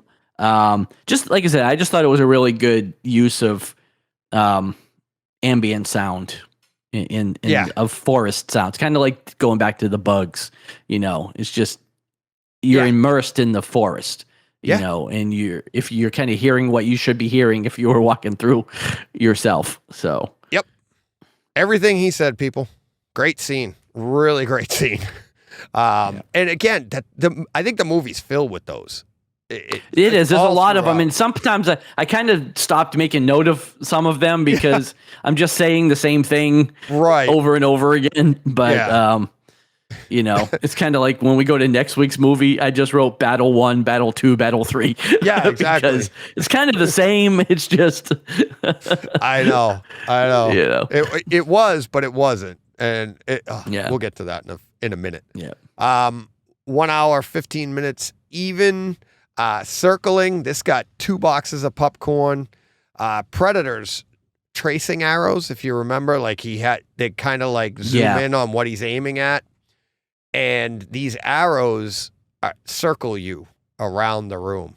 And it's like that beeping noise, a beep, beep, beep, beep, beep, beep, beep, like a bomb about to go off, but they go beep, beep, beep, beep, right. And then they hit. But 3 times, I think it's 3 times, they go around. He launches 3 arrows and they go, and you hit a beep, beep, beep, beep, right around your room. And it's so clear too, because it's that higher pitched noise. So you can really pick out the, location of it. And then the end of this scene, letting it play out, it ends with the Predator's noise, the whatever that you call the clicking, I call it. Yeah. Echoing off into the distance. It's just, it loud, but then dissipates throughout your room. And it's really, really nice. This one here at 1 hour, 22 minutes, 18 seconds. Predator passes by a character, doesn't know the character's there, but passes by, and the sound, the movement and the way it moves across your screen from right to left, just really, really nice. Just a really nice pan, and I don't want to give too much away, but definitely check that out. There's a lot to behold there, and then as the scene takes on from there, we're up. The last one is 1 hour, 24 minutes and 9 seconds. I've labeled it Final Battle. Spoilers, there's a final battle. Right. 2 boxes of popcorn. Just sit back and enjoy. It's tons of pans, sounds moving all over the room. The Predator sounds, her breathing, the weapons that they're using, the things that they do. There's more. A lot of the stuff we've already said all like culminates here. The score in this, amazing. And again, the HDR, awesome, because it's a nighttime battle, tons of color. Again, like we said earlier with that the smaller battle where the characters were further away, just rich color that you could see, and then that green blood, just the blood, really popping out, and it's just I cannot wait for a physical. I said it with Steve. I go, I think maybe what's interesting is, and this is why I wanted to say this to you too, most of the stuff that comes out on Disney Plus, we get on Kaleidoscape at the same time. I have my fingers crossed that maybe when this dropped, we got that. And I was like, ooh, that would have been cool. And that to me shows a pattern that they do want to give physical out, right? That most of the time, any movie that Disney drops, we get it physically. So hopefully we get that, because this movie really deserves it. Everything we went over, you watched with, at reference in the subdued mode. I boosted it a little bit to get even better. But it really deserves it. And it was, and that's why Steve and I talked about it for an hour. And it's why that John and I were going to do a double feature this week. And honestly, the other one was supposed to be 12 Strong. And I could go on about that just like I did this. And so that's what we're going to do next week. We're bumping that to next week. But I was, which is awesome for me because now I'm ahead of the game. Yeah, I'm still because I've watched it. But I've watched it already. I've already watched it. I've already done my notes and stuff, so we'll just get ahead. Did all my homework. Yeah, exactly. And then so this is what you'll hear a lot next Friday. It's been a few weeks for me since I've. Yeah, I know. I'm going to be like, I watched it like 2 Saturdays ago. I wrote my notes, but I might have to watch it again. It's not a bad, which would be fine. Yeah, which would be fine. And I had seen it already. I watched it back in 2018 when it first came out. Yeah. We'll talk about it next week. Like, I enjoyed my it then. Embarrassments, my this and that, but your embarrassments. Well, I have a little funny story to go along with that too. So. Save that for next hopefully week. I'll remember it. Yeah, hopefully I'll remember it next week. So, Yeah. All right, John. I got to tell you, between us and Steve, we're approaching another 3-hour episode. I know, it's getting kind of hard. I didn't even listen to last week's show because I was home, so I never had time to listen to it. You didn't go out for a 3-hour drive? I didn't go anywhere, yeah. But these are getting kind of prohibitive for me to listen to because... As long as they're not prohibitive for you to participate in. Nope, I can do them. I just can't listen back to them all. All right. Thank you, John, for participating this week yet again. Oh, always. But yeah, to everybody else, thank you so much for all of the support. Thank you for, most importantly, listening, because without that, nothing else takes off. Right. But thank you for listening. And again, like, please, $1. That's all, Jerry Lewis now. Look at me go. $1. $1 a month. $1 a month, Yeah. and we're going to be helping some good causes. And just go to patreon.com/Brightside Home Theater. We're going to be supporting good causes. The more we get, the closer we get to making some corporate tap out. How cool would that be? Little Brightside Chat is making some company. Sorry, you've gone past what we can do. That will be great. And but yeah, so thank you to SVS. Thank you very much. Like I said, we're working out the details, and as those details become more ironed out, I'll be making that news. But thank you to SVS. Thank you to Nick over there. He's the one doing the work for us, putting everything together. And really, I mean, and I said to him the last time I talked to him just yesterday, I think, I was like, sorry to create more work for you. And he's like, no problem. This is the work I like to do. So thank you to everybody for all of that. Because without everybody participating and everything, that wouldn't have inspired us to get to this point. So look at us. We're going to become maybe a charitable organization. Look at that. Look at us. So thank you to everybody. Go on YouTube, click, subscribe, and rate, review, subscribe on all the podcast platforms. Really appreciate it. So that should do it for this. Easy for me to say. That'll do it for this week, Easy John. for you to say. Yep. What do people got to do? Go push play. Nailed it.